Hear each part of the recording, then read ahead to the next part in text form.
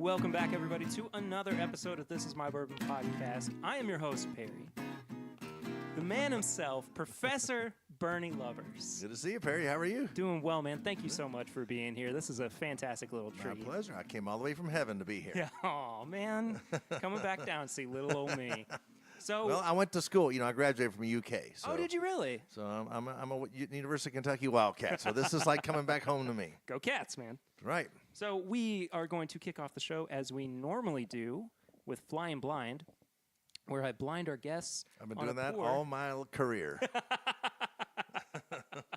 And this first pour, Bernie doesn't know what it is. I'm sure he'll find it somewhat familiar. There's a good chance of it at the very There's least. a rose in the bottom of my glass, but I'm sure that's not what this is. Yeah, it is not. I apologize for that. Could not. Oh, no. Anything that's fine. How young? Here's to you. We're drinking out of your glass. I don't know if we're drinking your whiskey, but I doubt it if they're going to put Four Roses in a Four Roses glass here. So these are actually one of my favorite kind of everyday glasses. Yeah, I use these at home. Yeah, they're not. I'm not the glass guy. I like. Sure. I got lots of different little glasses. I use. Yeah. I just like them. They're a little bit smaller than your kind of standard rocks glass. They're a little bit easier to hold for me too. I seem to get a better nose off of them too when I'm drinking out of them. Yeah, this is nice. This reminds me of old whiskey. Okay. This reminds me of whiskey from the 60s and 70s. That candy, that hard candy. Sure. Yeah, that's that just people say, what is old? A lot of people haven't tasted old whiskey, and we're lucky here in the great Commonwealth. We come along some old dusties and all kinds of stuff. But my first impression is this reminds me of old whiskey. This is not terribly old. Oh, I'm sure it's not. No, I'm just saying this is reminiscent. This is reminiscent of it. Which I kind of like. Which brings too, a couple things to mind of what this might be, but. I'm not that guy either. I can't just taste. I'm not Eddie Russell. I just can't taste something and tell you what it is. I mean, I can't really either. I learned that a couple weeks ago at the Big Blind Bourbon Taste Off in Lexington. But this was something that I kind of happened across recently. We've had it on the show before. This is a rear age stated Elijah Craig 12-year. Oh wow! Yeah. That explains some of the hard candy right. flavor with the age on it. Just found it in the wild. Yeah. In November, I think, and it was a nice little treat to have. So, a lot of people kind of boo-hooed over the loss of the age statement. Sure. But I don't think. Did. Well, sure. It didn't go away though. We still have age-stated 12-year Elijah Craig. Yeah, it's just in the form of the barrel proof. Absolutely. But I think that even still, the non-age stated small batch is fantastic. Oh. I mean, really. Well, it won best small batch of the world last year. That it did. And number 2 bourbon of the world. The C9. I always tell people, why am I bragging about number 2? Because we won number 1 too with Henry McKenna. So. And nobody cares about awards until you win them. Exactly. Well, the C918 from last year actually was my number 1 of the year for 2018, and I mean, just had everything that I was looking for in a pour last year. So this is nice. Yeah.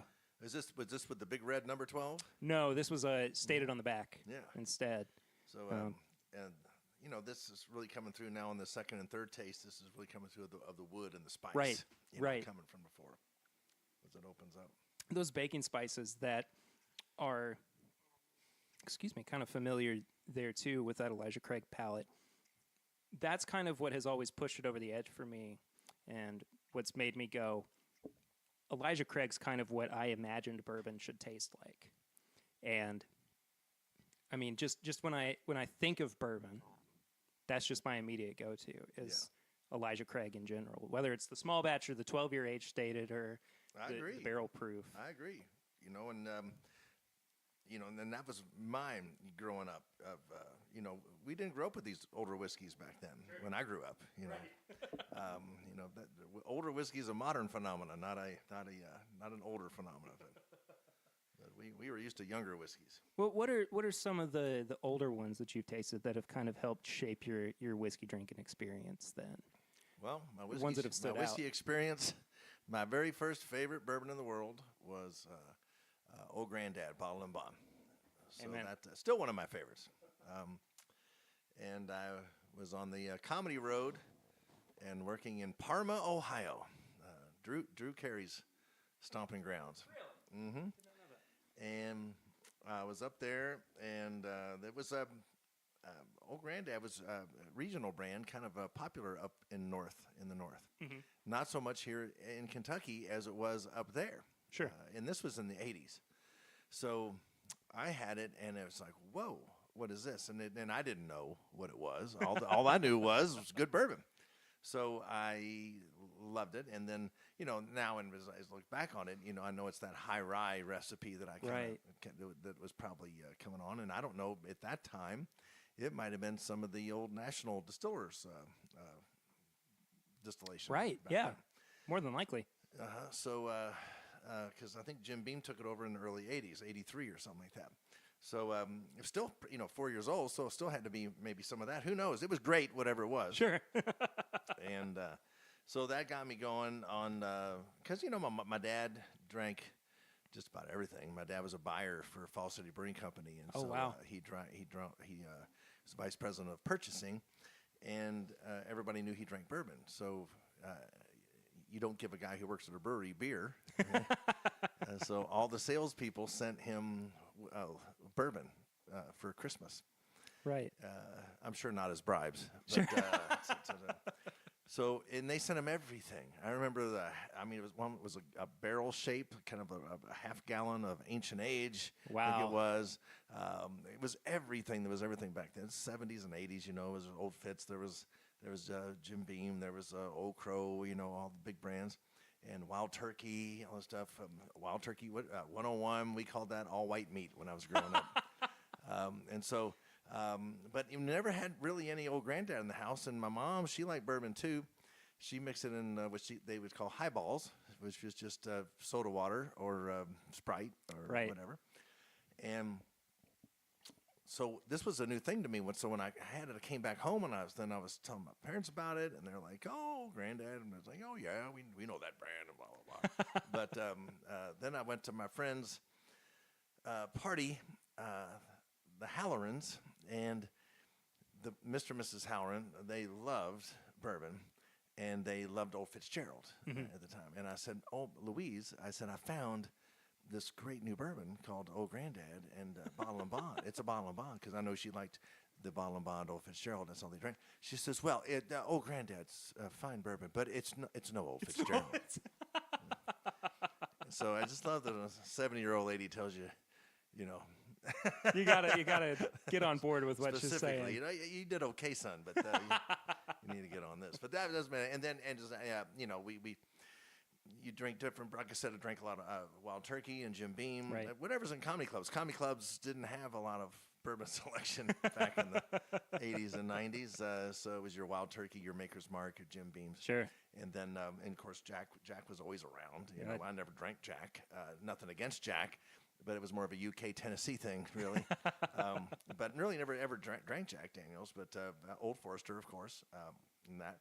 And then when I got into this industry, then, and only then, in 2005, did I really start looking around. And it was Knob Creek then. It was there. And then when I came over to Heaven Hill, it was Henry McKenna immediately. And that makes sense to me, because Knob Creek's was at the time 9 years old, 100 proof, and Henry McKenna's 10 years old and 100 proof. And so that doesn't shock me that spoke to me when I hear it. And so that's still my favorite bourbon that we make today.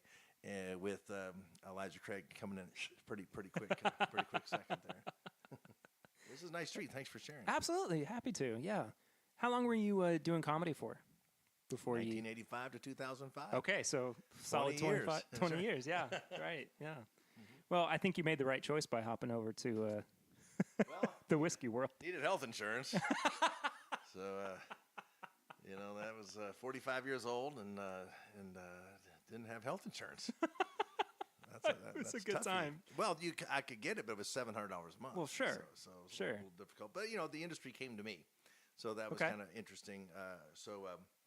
2005, nobody was drinking bourbon. So I mean, people were, but Not the way they are now. I remember when I first got hired, a vice president at Jim Beam came up to me and said, "Glad to have you on the team, but it's too bad you're on the whiskey team. Nobody's drinking that." That was from a vice president. So shows you how we came, how far we've come. Yes, then. it's been a big journey since then too. I mean, the fact that we're sitting in a bourbon room. By the way, nobody in the Shapiro family or at Heaven Hill told me that when I came over to Heaven Hill. In Max's world, in the family's world, everyone's always drank bourbon at Heaven Hill. Sure. I feel like the Russells are There's the a little same difference way, between just that's another difference between, and I love Jim Beam. Yeah. But the difference between a publicly held company with a bunch of executives or a family-owned company. There's number one difference. Right. Yeah. Right. What was your role at Jim Beam? Same as here. Okay. So I didn't start out that way. I started out as doing events and promotions in the state of Kentucky. Okay. Just in little bars and restaurants, not bars mostly, the neighborhood joints, and just promoting the whiskeys. So it was just then over the next year and a half where I wrote my own tastings. I didn't really want to do the tastings that the trading department sent and the we sent PowerPoints. I'm in a little dive bar. I can't put a PowerPoint up. And that kind of stuff. Plus, I didn't want to put a PowerPoint in because it looks like you know what you're talking about, even though I didn't know what I was talking about at the time. Sure. And then I said, as a comedian, I like to write and I like to present and I like to stand up in front of people talk. But I'm like, they showed these videos of how they made whiskey and fermentation and the temperatures and all this, and how many days it was set and all this stuff. I'm like, well, shit, I don't care about that. I think most people just assumed you made it well. Sure. Tell me something I can do. So I started teaching words on labels, and that's when I started teaching words on labels, age statements, bottle and bond, things like that. So I latched onto that because I'm not a distiller. At the time, I was not that educated. But I'm like, I'm going to learn stuff about things that nobody talks about. And I'm not the first person to talk about words on labels and talk about age statements and talk about bottle and bond, but nobody had talked about them for a long time. So there you go. Well, that kind of led to you, being now known as the bottle and bond guy. Yeah. That is, aside from being the whiskey professor, that is your niche in this market too. And there you go. He just showed his Kentucky Straight bottle and bond. I remember I was in my condo and I was talking to just a couple people, and we drank, and then they left, and I remember telling myself, putting the last whiskey down, you gotta do something to leave to make you viable and to make people take you serious. Like I said, I'm not a distiller.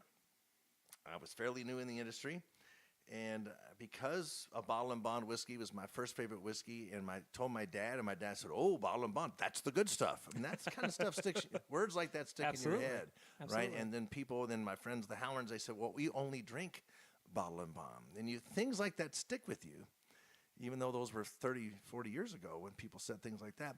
But I told myself, and I was frustrated because I said, why don't we talk more about bottle and bond? And people said, no one drinks that anymore, and it's not a thing anymore, and nobody cares.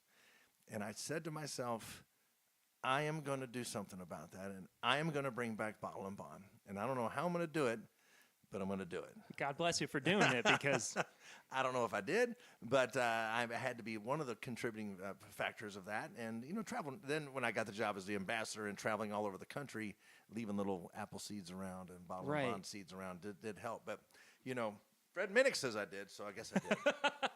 Well, let's put a pin in some of those, a couple of those topics before we get too far into it. Yeah. First off, let's pour something else. Sure. And second, I got to ask you, what have you been drinking recently? Oh, what have I been drinking recently has Staying been, bonded, I'm sure. so when I go on a trip and when I go into a market, I drink them whatever is in the bars that are available. We don't have a ton of products that we have. If you get outside of a whiskey bar, we're not in that many bars and restaurants. Sure. So it is something. So which we're changing. And it's not like nobody knows who we are. It's just that we don't have the sales force that is out there selling it to bars and restaurants. Right. A lot of people say, well, I don't know why you're not in whatever. I say, well, this is the business part of the whiskey business. We are in the whiskey business, not the whiskey charity. Right. But we're also part of being family owned, as Heaven Hill is that we don't have to hit a number just to hit a number to show that our sales are higher, so our stock price stays the same or goes up. Right. Right. We and our owners tell me all the time, we need slow and sustainable growth. Because if you artificially hit a huge number, if you give away a bunch of whiskey just to hit a number, well, you're going to have to do that next quarter. Right. So they have to do that. We don't have to do that. And we have built this company, the family has, on off-premise, which is liquor stores and retail package stores. We have just now in the last 6 years gotten more salespeople into. We still don't have really a salesperson for Kentucky. That's dedicated on premise. Sure.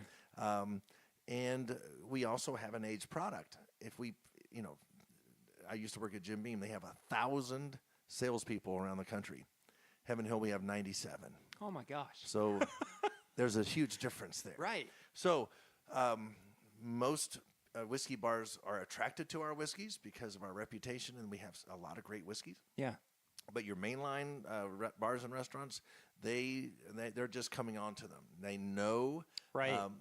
Elijah Craig now before they know Evan Williams, perhaps. Mm-hmm. If they know Evan Williams, to them it's kind of a well, or it's just a cheap whiskey that maybe they know it, and they really don't know. And I have to open their eyes. It's not just a cheap whiskey. This is a great whiskey at a good price. And we have it. We know, and we're aware we have that. We have that absolutely perception with a lot of people. So that's why I have a job. I go out and change people's things. So what I've been drinking lately has mostly been Elijah Craig. Because that's been what's been in a lot of the places. When I go to a whiskey bar, I have my Henry McKenna. That's kind of my go-to. And then, of course, Rittenhouse Rye. If I'm going to have a rye, that's going to be Rittenhouse or Pikesville. So those are the things that I've been drinking lately. So what have you been drinking? Well, I handed you this Evan Williams bottled and bond that has kind of been a favorite of mine recently. I had it actually over at my parents' house last night. Yeah.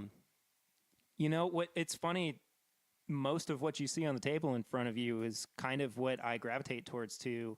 It's a lot of gravitate towards. Yeah, it really well, and it's what's really interesting to me. Bottle and bond. Sure. Well, what's interesting to me is that, and we'll talk about this in a second too, is the amount of different expressions that Heaven Hill can produce as a bottled and bond under different labels, but they still have a distinct flavor to them, a distinct profile to them.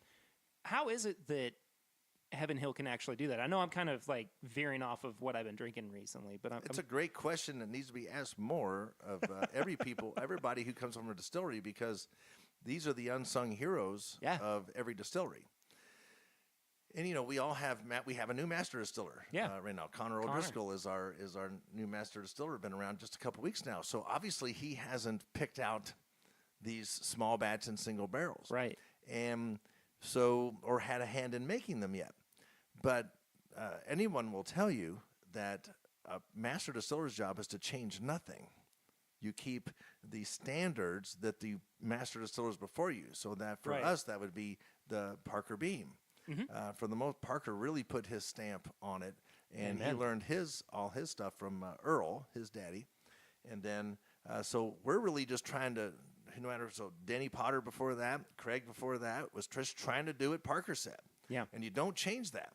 Then, after it matures, well, master distiller is somewhat involved, and that's different at every distillery. I can't speak for every distillery. Sure. But there's usually a team of people with the master distiller that puts together the tasting panels of every distillery, and then the small batch and single barrel picks that they have for them. And then that's why J.W. Dant tastes a little bit different than Evan Williams, even though they're both 4-year-old, 100 proof, same recipe, same whiskey, basically. Right. That's why J.T.S. Brown tastes just a little bit different, even though it's 4-year-old, bottle and bond, 100 proof, and from the same season. So there are we have a lot of things we can choose from. Being a large operation, we have 56 warehouses now. 20,000 to 57,000 barrels in each one. There's 7 different floors, so you have different floors you can bring things from. Right. And that so if you're small, you don't have very much to choose from. No. If you're large, you have a lot of things to choose from, and a lot of different areas and a lot of different things. So a lot of our whiskeys are all in open rick, tin wrapped warehouses. My big thing lately is telling you about our house style, because everybody has a house style. We're basically all making the same thing. Sure, That's sure. a general statement. Don't jump on me right away because, oh, no, no, no. Look, it's a general statement, okay?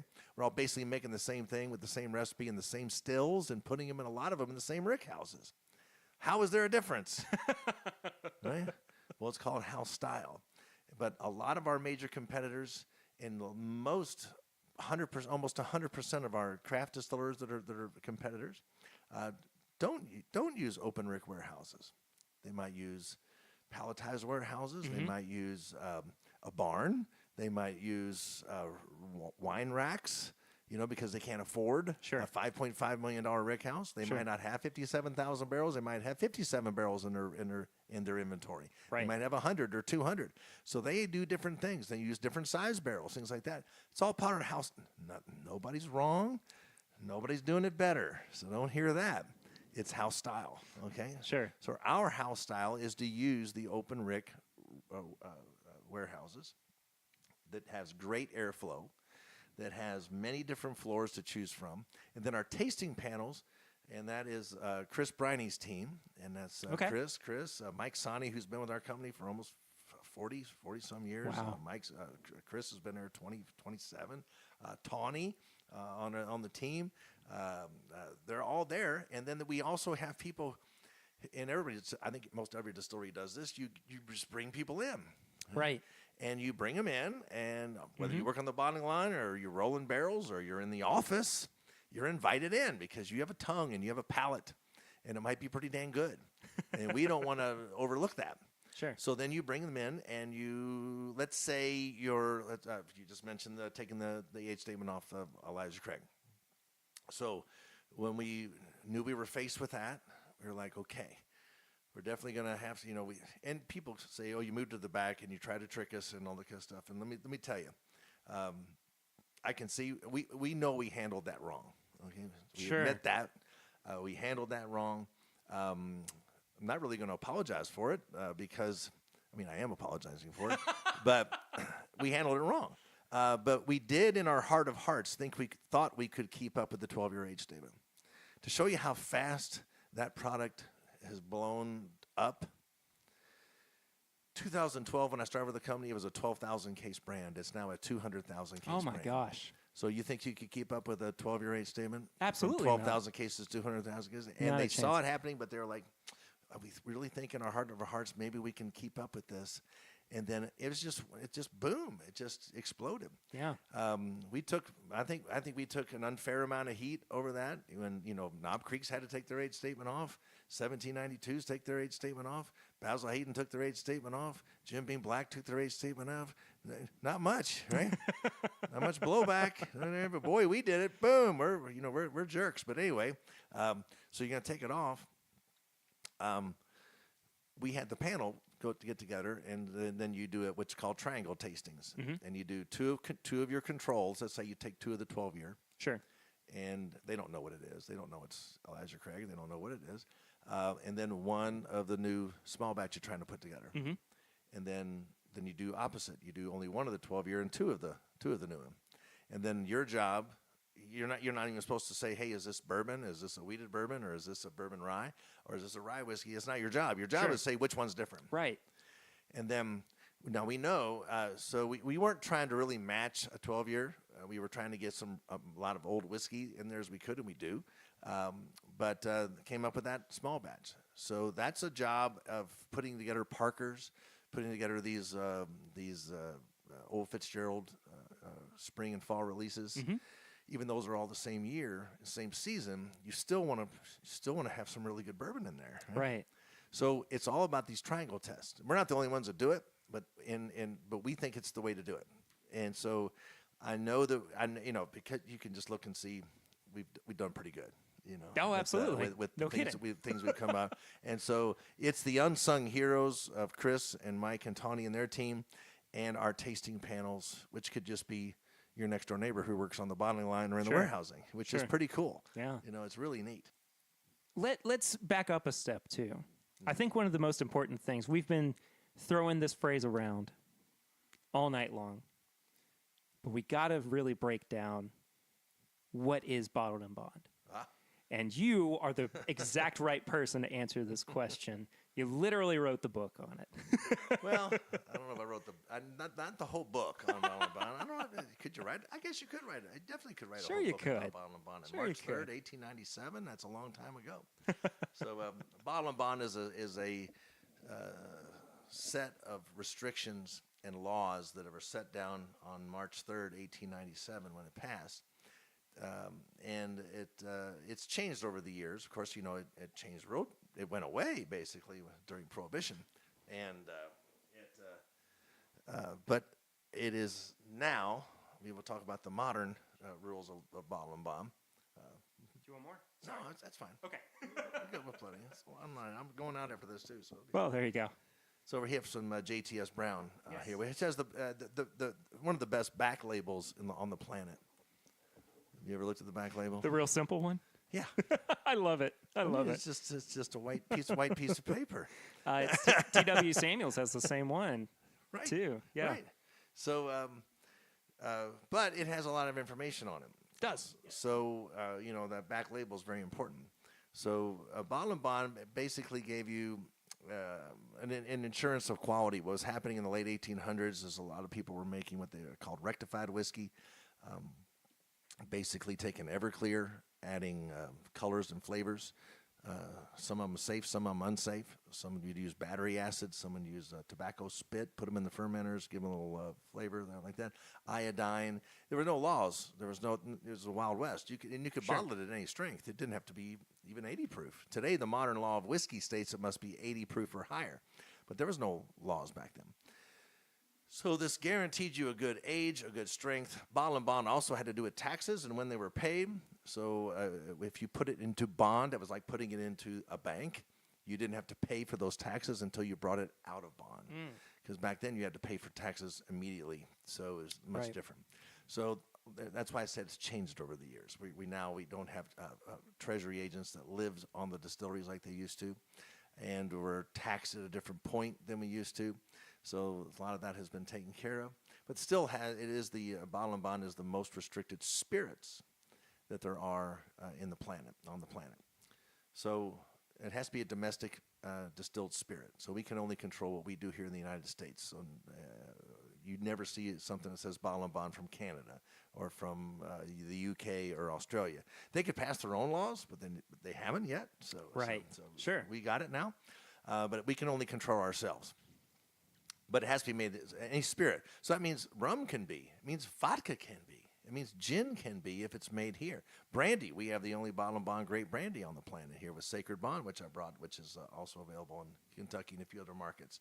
Laird's Apple Brandy is one of the only other brandies that's bottle and bond. But they used to all be bottle and bond. Sure. A lot of them did, not all of them. But spirits can be. It's not just whiskey. Then it has to come from from the same class of materials, from the same types of spirits. So you can't mingle spirits or classes of materials together. It has to be pure from one thing. I read that as, could be wrong. I read that you can't put a bourbon with a rye whiskey even. Okay. That's how I read it. Okay? That's that. a different class of spirit to Absolutely. me. Okay. So these are laws. They are to be interpreted. There's not black and white. That's why lawyers make money, right? But I'm not a lawyer, but this is my reading of it and my understanding of it. But anyway, so it has to stand on its own. That's how I kind of put it. Then it has to come from one distillery, from one distilling season. In a distilling season, we brought that to life more with the old tax stamps that used to be on every bottle and bond, and the red tax stamp used to be on the other ones. I see you have one over there. It looks like, and it lists a season. A season is spring is January through June. The fall season is July through December. So it's a finite number of barrels you can fill in a 6-month season. Mm-hmm. So that means it's a smaller run. Like here at Heaven Hill, we make Evan Williams. That's our flagship brand. That's the number 2 selling bourbon in the world. We got to feed that monster before we can make anything else. Sure. So we've got it. That's why you see mostly of your bottle and bonds from a large distillery. Mm-hmm. And only recently, with Wilderness Trail and New Riff, have you seen some come online. But that's how much they respect bottle and bond because they waited to come out. Wilderness Trail, they didn't release anything until a bottle and bond. So that was really cool. All the power to them. But anyway, you have to have enough to feed your main line, and then you have to have enough to do your fun bottle and bonds and all that kind of good stuff. So one season can't be 80 proof or higher like whiskey. Must be exactly 100 proof every time, which is a proof gallon, 50% alcohol of a gallon of spirits at 50% alcohol. So a proof gallon. Reduced by in proof to the 100 proof by pure water only. That was a huge deal in 1897. Okay. No more battery acid, no more iodine, right? Then that was a even bigger deal than it is today. It's still a big deal today because most of your whiskeys around the world have caramel color added to them and things like that. But you can't do that. Pure water only.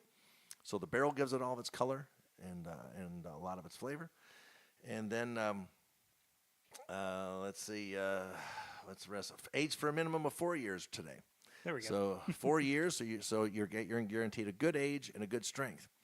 Now there's 5,000 labels of American whiskey on the market.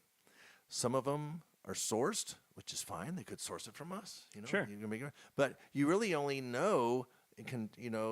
I want to know who made it, who distilled it, who bottled it. Bottle and Bond brings that to life because you must put the real name of the distiller on the package. Now, we distill under and own many trade names. You can also put a trade name. What does that JTS Brown say? This is distilled and bottled by JTS Brown's Sun Company. Is who it's bottled by, but it's distilled by Heaven Hill Distilleries. There you go. And you have two different DSP numbers Correct. on there as well. So, and this one says, this is Evan Williams Bottle and Bond. Distilled and bottled by Old Evan Williams Distillery. So here, that one says Heaven Hill. This one says Evan Williams. So that's a trade name. We own the trade name JTS Brown. Okay. We can use it. We own the trade name Old Evan Williams Distillery. If you look at that J.W. Dan, it probably says Heaven Hill. You look at that Heaven Hill, it definitely says distilled by Heaven Hill. Those are all trade names we own. Sure. So how do you clear it up? You have to put the DSP. And because there's two on here, if it's bottled at a separate plant, you must list the bottling DSP. Interesting. So we have to list both because our distillery's in downtown Louisville. That's DSP, which stands for Distilled Spirits Plant, which we are. KY, because we're in Kentucky. And 1, because we're the best. Just Cheers a little joke, to that. but Cheers to it's that. a good number to have. And then the bottling plant, which must be listed if it's separate. Of course, we don't have a bottling plant in downtown Louisville. It's in Bardstown. That is DSP KY31. A lot of you might know that as Prefar. Yes, sir. So that's DSP KY31. So full disclosure, I know exactly where it's made. I know who made it. I know, like my dad said, it's the good stuff because it's guaranteed all that stuff. So I say the words on labels like Kentucky Straight Bourbon Whiskey and blah, blah, blah. That is like Boy Scouts earning badges or military men earning medals. But if it says Bottle and Bond, that's the Eagle Scout. It's got all those badges and more with the Bottle and Bond, and it's the Navy SEAL or Green Beret. It has all the medals. Why wouldn't you buy? If you're going to start a bourbon collection, you should start out with every single Bottle and Bond out there today. There's less than 30. And in any given state, you probably only have 12 in your state. In Kentucky, we probably have 19 or 20 because a lot of them are here. But still, it's less than 30. So there have been some people recently who have said, too, that the idea of bottled and bond is outdated and that it's almost... Distillers tell me that. And it's almost being used now as almost a gimmick. Or just a way to sell their product. Well, first of all, it can't be a gimmick because you have to follow strict laws. Sure. So that's not a gimmick. The words very small batch could be a gimmick. Right? The words very, very small batch could be a gimmick. I've seen those on. So some of them on our labels. I was about to say, this reminds me of larceny. But yeah, we're taking that off there, by the way. Oh, really? Okay, fair enough. You heard it here first. But there's the things, there's marketing speak. There are some, and those really aren't gimmicks. That's just, that describes that it's not a single barrel. Sure. It's not really a gimmick. It just doesn't mean much or whatever. Right. A gimmick would be, what was it, JR's beer, or Billy beer, right? That's a gimmick, right? You come out, because, or somebody's bourbon, who would, Hank Williams bourbon, or that would be a gimmick kind of a thing. But, Bottle and Bond can't be a gimmick. It's the most restricted spirits on the planet. Absolutely. So that's not a gimmick, first of all. Second of all, I had, like I said, I had a distiller tell me that. I'm gonna reach down here. It's all good. And tell me that Bottle & Bond was outdated. Said that that was from a bygone era where treasury agents lived on the distilleries, and that hasn't happened since like 70s or 80s. And so why am I talking about it? Well, that's a lot of pushback. Huh? Right. So that's why I always carry these around. These the standards identity for distilled spirits held in my hand here. Actual real paper. And here are the laws for whiskey, bourbon. They're little paragraphs, right? See them right there. And they say a lot, and there's a lot there. Bourbon must be whiskey produced at not exceeding 160 proof from fermented mash of not less than 51% corn. Respectively stored at not more than 125 proof in charred new oak containers, and also includes mixtures of such whiskeys of the same type. That's bourbon. Right. No one disputes that's outdated. No. No one disputes that.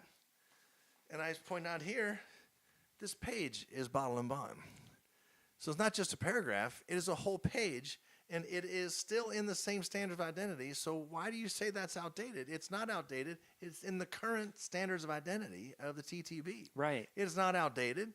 It is not a gimmick. It is real. Most people can't qualify for this. Sure. I mean, if you don't have Bottle & Bond, you're not gonna talk well of it, perhaps. Right. Right. Nobody else talks bad about it. Who's been in the business all the time. Jimmy Russell and Eddie Russell and Bruce don't make anything Bottle & Bond. I've never heard them once say one bad thing about it, right? Because they're 101, which can never be. No. Or 81 can't be, whatever. But they don't talk about it because they know they it's respect here. it. Here it is. Sure. But other people say, well, I don't know why you're talking about it. Well, this is why I'm talking about it. And because you don't have it doesn't mean it's not viable. Right. It means you can't reach these standards, or you might choose not to, or you don't have enough to feed it. So, I doubt that New Riff or Wilderness Trail thinks this is a gimmick. Absolutely not. No. I mean, it's not just the fact that sure. You have 8 different Bottle & Bond products. Right? We make 9 right now. 9? Yeah. So I mean the fact that they soon to be maybe more. Okay, Who knows? hey, I'm here for it. I mean, we have the number 2 inventory in the world. So I wouldn't say we're done yet. I am totally here for it. But JTS Brown's pretty damn good. Oh, it's fantastic. I think though that to echo your sentiments, I mean, if it were outdated, if it weren't a viable means of producing whiskey anymore, you're right. I mean, there wouldn't be New Riff coming out with such good products, with Wilderness Trail coming out with fantastic products. It's just. Well, I'd like to think that they've seen what we've done at Heaven Hill. Yeah. There's only so many things you can do with whiskey. Remember when finishes were looked down on as a gimmick? Yes. I mean, that wasn't that long ago. And people called that a gimmick. Right. And now it's some of the most coveted whiskeys that are out there. So let's not forget that. Right? But, and that wasn't a gimmick. That was, I believe, first done by Booker No, with one of the first distiller's masterpieces. Yeah. And then, of course, Heaven Hill did it with Parker's, with the cognac finish of Parker's. Of course, Angel's Envy made the whole career out of it. I mean, that was, I think, the genius of Lincoln Henderson was that he was like, well, I don't have a distillery. How am I going to compete with Brown-Forman, Heaven Hill, Jim Beam, Buffalo Trace, Wild Turkey? I'm not going to make better. I can do a finish, though. And then I can, because no one's really doing that, right? And there was some blowback on it, but I can't with my name. But I don't know. I mean, I remember talking with Lincoln. I never really talked frank with him about that with him. Sure. But at one point, that was considered a gimmick. But in no way, I would never tolerate someone saying Bottle & Bond's a gimmick. So that is, I think, the definitive answer there. Bottle & Bond is still as important. It's still as viable. It's definitely not a gimmick. It's on the books. So we've established it. We can. It might be hard to achieve, and that might be why you want to. Some people would want to, or maybe who aren't educated about it, because if you're a startup, if you're making 1 barrel a day or 2 barrels a day, you're not really going to have a Bottle & Bond. But it's a level of credibility. I believe so. Yeah. For the brand and Sure. for the distillery, absolutely. And you're It doesn't guarantee it's going to be phenomenal whiskey, well, no. but it does. If you pass all those qualities, you're pretty much going to have to be pretty good whiskey. You got to at least care about what you're doing. I mean, that's just kind of what it seems like. Absolutely. I would think. So you brought to the table a couple of things. One of the ones that you brought was the 11-year Old Fitz, which was the spring release from Last 2018. year. Yes. And I brought a bottle that's not produced anymore. A handle. It's a handle of Old Fitz. I love that. I love that bottle. So I figured, why don't we do a little side-by-side of the two? Well, to it's see- actually the same whiskey, and it is made. It's just older now. Well, sure. Yeah, we So- just don't produce the 4-year-old anymore, which is unfortunate. I was upset as you all can be. I mean, I was like, ugh. I have to tell people and myself, we are in the bourbon business, not the bourbon charity. Absolutely. It's hard to give away 4-year-old bottle and bond for $8, $12, $15, $20 anymore. This is the renaissance of bourbon, and we have to know that if you only have 100 marbles in your pocket, in your bag, and you're selling them every day, and you're selling 3 every day, but you're only making 2 a day, those last 5 marbles are going to cost more than that 100th marble, right? And you're going to have to figure a way to make those marbles go further, Right. and those marbles are going to get a little more expensive as you make them a little cooler, right? Because whatever. So that's a very simple way to describe Sure. what we got here. That Old Fitzgerald that was bottle and bond was only available in Kentucky. So we get a lot of blowback from other Tennessee and Indiana and Ohio. How come we don't have it here? Well, we only have so much. Right. So we figured a way to, release it to the entire country, and of course it's not $20 anymore. But I think it's still fairly priced for what it is. I agree. I think that the packaging is The beautiful bottle's $30, in it. by the way. Well, sure. The stopper's $8. So it is in the a juice beautiful inside. decanter, and there is Yeah. a great story. So you want to try the 4-year-old first? Yeah, let's do it. Let's do it. Yeah. Can you lift that half gallon up? There's not a whole lot left in there, Bernie, but I appreciate you. Let's talk Just to too about revisit it here. What do you want to talk about here? about the 6-year Bottled and Bond Heaven Hill. Absolutely. That recently went away. While we're talking about what pissed people off again, that's Sure, one. and I mean let's Again, talk about only Kentucky. yeah. So you're talking about a handful of barrels. I'm making up numbers I don't number. Let's say each of them was 5,000 cases. I mean, that's nothing. I mean, Jim Beam's 6 million cases. Evan Williams 2 million cases. So you're talking about 5,000 cases, and but you're also talking about one reason why they didn't cost, and one reason why Heaven Hills brands don't cost as much as other people's. Remember, we're family owned and operated. We're not owned by Wall Street. If you're owned by Wall Street, you got to advertise more because you got to push that number. Boy, we need to sell more because we might have sold, $60 million worth of whiskey last month. Well, this month's a different month. You got to do 61 million. Oh my God, that is a lot of pressure to be under. So you got to advertise, you got to push, you got to buy sponsorships, you got to. Now we're doing all that stuff too, but at a much more abbreviated rate than that. Sure. So if you're not spending as much as advertising, you can put it into the value and the price of your whiskeys, and that's what we do. We try to strive to do that. We still probably have more value brands out there of quality whiskey than anyone else produces. Well, when the 6-year went away, so many of us were going, well, what's going to be our new daily drinker? What's going to replace that value brand? And it was so funny because What did it? What did for you? T.W. Samuels. Well, there you go. Get a handle for it in Kentucky for $20. And still 100 proof. Still 100 proof. Still 4 years. That one would be 4 years Yeah. old, but it has a unique flavor profile. It does, Even yeah, even though they Heaven Hill 6, you're still getting. I'm sure you tried a few of them, decide which one you're going to go with. I did, yeah. But it's funny because my mind did kind of, gravitate pretty immediately towards the other Heaven Hill Bottled and Bond products that are out there. Maybe it's just because I associate them with the overall quality. Maybe it's because I know that they're readily available. Well, you probably knew it was the same recipe. Well, that too. So if you like the 6, you might as well try something in our wheelhouse, right? And there was a few other to choose from other distilleries too, Yeah. which are great too, and pretty good values. Yeah, absolutely. I mean, Turkey 101 is up there for me. Absolutely. For sure. You got VOB, you got Old Granddad, you got Jim Beam Bottle Bond. Exactly. Now. Yeah. But again, with all of our open rick warehouses, our aging and our house style, which I'd like to get into a little bit more later, is different. Right. And that is a big dang deal. Well, let's go ahead and talk about it then. Let's talk about. Well, if you want to talk about this, Well, yeah, we may as well. I'll do this. I just had a good taste of it. It's been a while since I had this, so thanks for the remembering. Absolutely, yeah. This is 4-year-old Old Fitz Bottle and Bond. That label hasn't changed since we acquired it in 1999, which probably hadn't changed since 1939 when it came back out. I don't think so.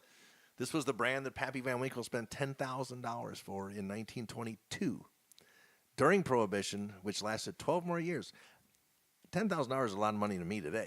I can't imagine in 1922 spending $10,000 for something you don't think you'd ever make again. No. And ever have. No. We acquired this brand in 1999 when we purchased the Bernheim facility in downtown Louisville. Right. Distilleries come with brands, come with inventory. That's where that 20-year-old old John E. Fitzgerald came from that purchase, and some of those original barrels we had, which were actually from Stitzelweller, from there. So a lot of people don't realize that when you buy a brand, barrels come with it. Sure. But this is from the recipe that we tweaked a little bit, and it's different than what they were making in the early 90s at Bernheim. But this is 68% corn, 20% wheat, and 12% malted barley. Okay. It's a little bit different than what they were doing. They had dialed the malted barley way down at the very really end. And it's saving money. Sure. If you dial the malted barley way down to 5% or something like 4% or something like that, you can just dump in a bunch of commercial enzymes. I was going to say you got to have some other way to balance that out. Yeah, but and there's nothing wrong with commercial enzymes. I'm not that guy. But it is cheaper than using malted barley. Absolutely.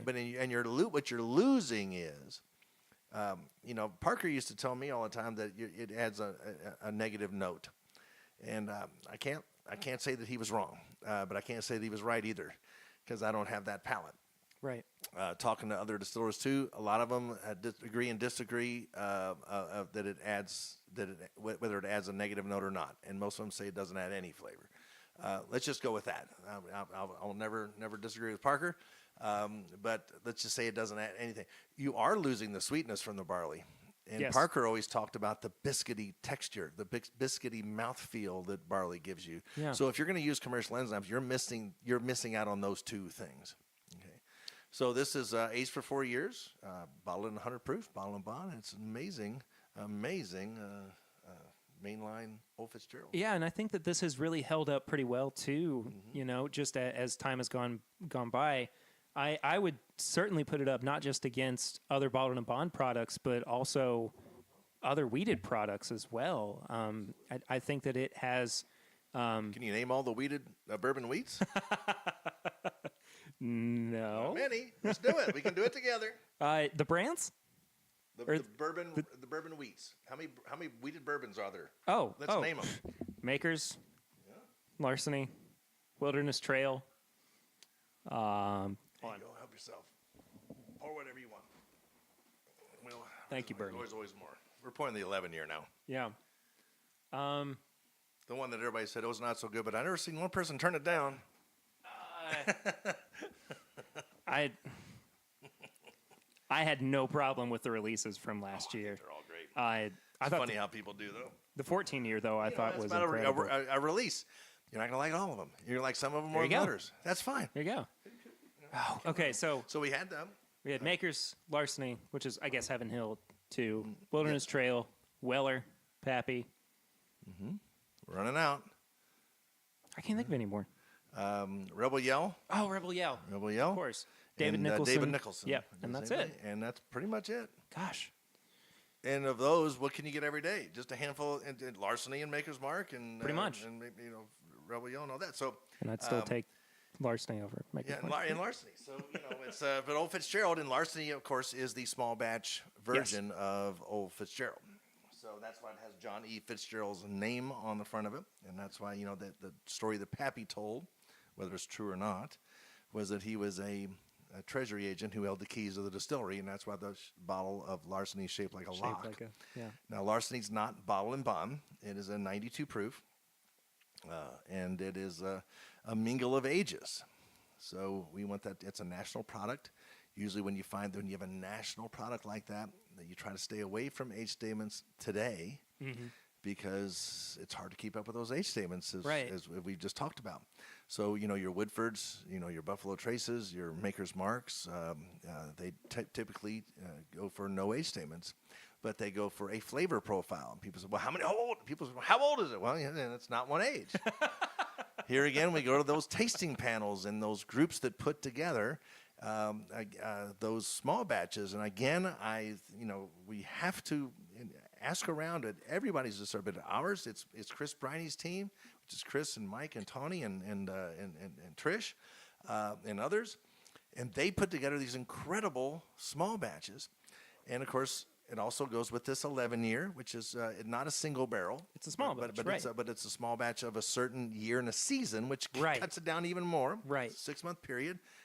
And then this is for 11 years. It's pretty crazy. Well, I think that's something that, may be a little bit lost on some people is that there's nothing wrong with this. Oh, no, absolutely not. I think that, I when I do tastings like this, I like doing the younger one first because the older one tends to kind of fill in the gaps. Butterscotch and the creaminess of this. It completes everything that, while the 4-year was really good, this just seems to complete it. And it just has 7 more years.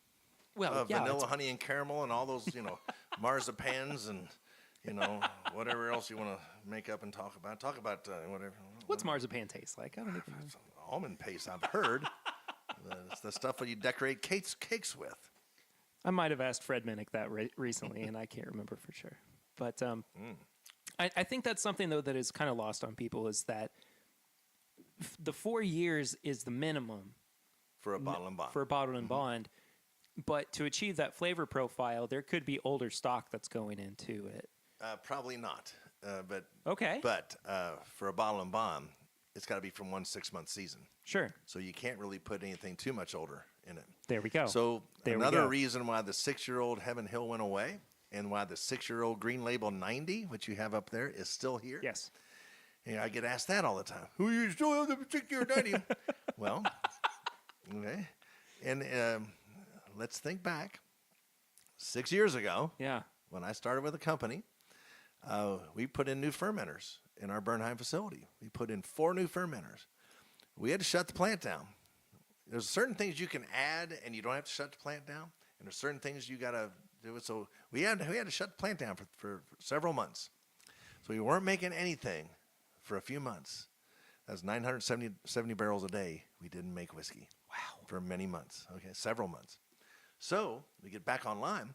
We have a 3-month hole in our inventory that has now traveled with us through 1 year, 2 year, 3 year, 4 year, 5 year. Right. And the first real age-stated expression that we had to face was the 6-year bottle and bond. Sure. So we only had 3 months of barrels to choose from. And we were already low on all those years before of 1 year, 2 year, 3 year, 4 year, 5 year. And our black label extra age happens to be a 5-year product. It doesn't have an age statement on it, but it is 5 years. Did not know that. So we had to use a lot of those barrels from that season of that 6 year that took away from that. So we had to go. That's why the 6-year bottle and bond went away, and the 6-year 90 is still here, because there is a hole in that, and because the 6-year 90 can be any 6-year. Doesn't have to be from a specific season. So it's hard to put in an ad, okay, to articulate to people. But you're hearing it here, okay? There's the real reason why. Well, and a lot of people said that the 6-year was going away because you guys were trying to capitalize on maybe an older bottle and bond product. Trust me, we are. Okay. And we're not going to lie about that. Yeah. Again, it's the bourbon business, not the bourbon charity. So the 8-year national bottle and bond Heaven Hill. Is there going to be an 8-year? That's what I've heard. Okay.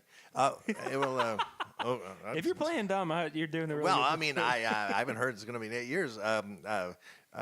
I don't know what it's going to be. Sure. I think we're still talking about it. Yeah. It all depends on barrel inventory, and we try. I know you all don't believe it, but we try not to have so many allocated products. I believe it.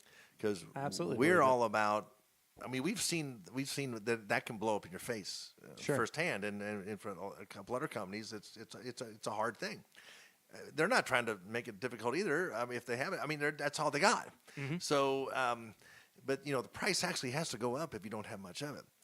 So, trust me, when and if it does ever come out, it will probably be not as expensive as other expressions of other people's stuff, and hopefully not as allocated. But if it comes out, we know it's going to be like if and when it comes out, it'll be like Piranha at first. Oh, absolutely. But with us, you do know it will be coming out all the time, and it would probably be a national offering, not just for one state. Great. Which also has to have its own bottle. Bottles can cost bottle molds, and creating a bottle can be hundreds of thousands of dollars. Sure. People don't realize that too. As part of the bourbon business, not the bourbon charity. A lot of people do like the packages. This old Fitzgerald package, again, beautiful, is $30. Mm-hmm. That was a $110 bottle. Yeah. Which is pretty much $10 per year, right? Mm-hmm. The 9 years, 90. So I guess we've kind of landed on 10 years, $10 a year. Nothing wrong with Pretty that. damn cool. And 30 of that is the decanter. Yeah. Cool history in this decanter.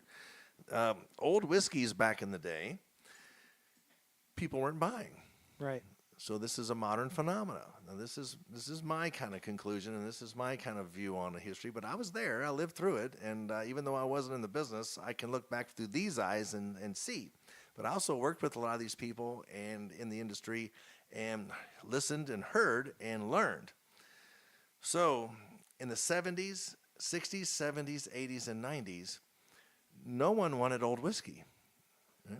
My dad, who lived to be 94, and drank a quart of bourbon a day. He drank Heaven Hill 6 Year 90, by the way.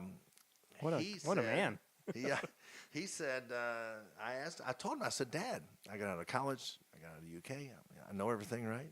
I go, Exactly. and I'm on the road. I'm a worldly person, right? I'm going on the road doing comedy. I come back and I'm telling my dad he's doing it wrong, right? So I say, Dad, why don't you drink some of this new stuff coming out, these new small batches and these new things? He goes, like what? Right? I said, well, Knob Creek and Elijah Craig, right? And he looked at me like I was crazy because, son, I don't trust a bourbon over 6 years old. He goes, I drank that Heaven Hill 6 Year 90, Wow. and that is fine for me. And I'm like, what do you mean trust? He goes, if it's over 6 years old, that's just the stuff they can't sell. Right? Now, he didn't say the word stuff. He used another word to start with Sure. an S. But, and think about it. It's true. Bourbon was depressed in the 60s, 70s, 80s, and 90s. And as it sat there and didn't sell, it got older. And the consumer had the same mindset as my father. So, Interesting. no one wanted to buy. Yeah. Several people tried.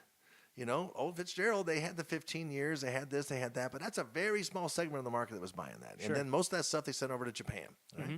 Just like that, this bourbon I have here. Look at the back label of that virgin bourbon that I brought over here. Look at that back label. Okay? So that's where it went. It went to Japan. That's Japanese. Yeah.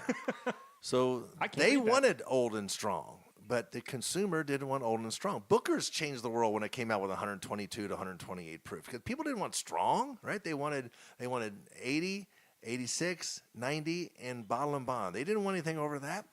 So what would you do, Perry, if you had an 11-year-old or 15-year-old, if you had tons of that whiskey left and you needed to sell it because it's costing you money to keep it in the barrels every day, what would you do with it other than selling it to Japan, which they only take so much? Sell it cheap.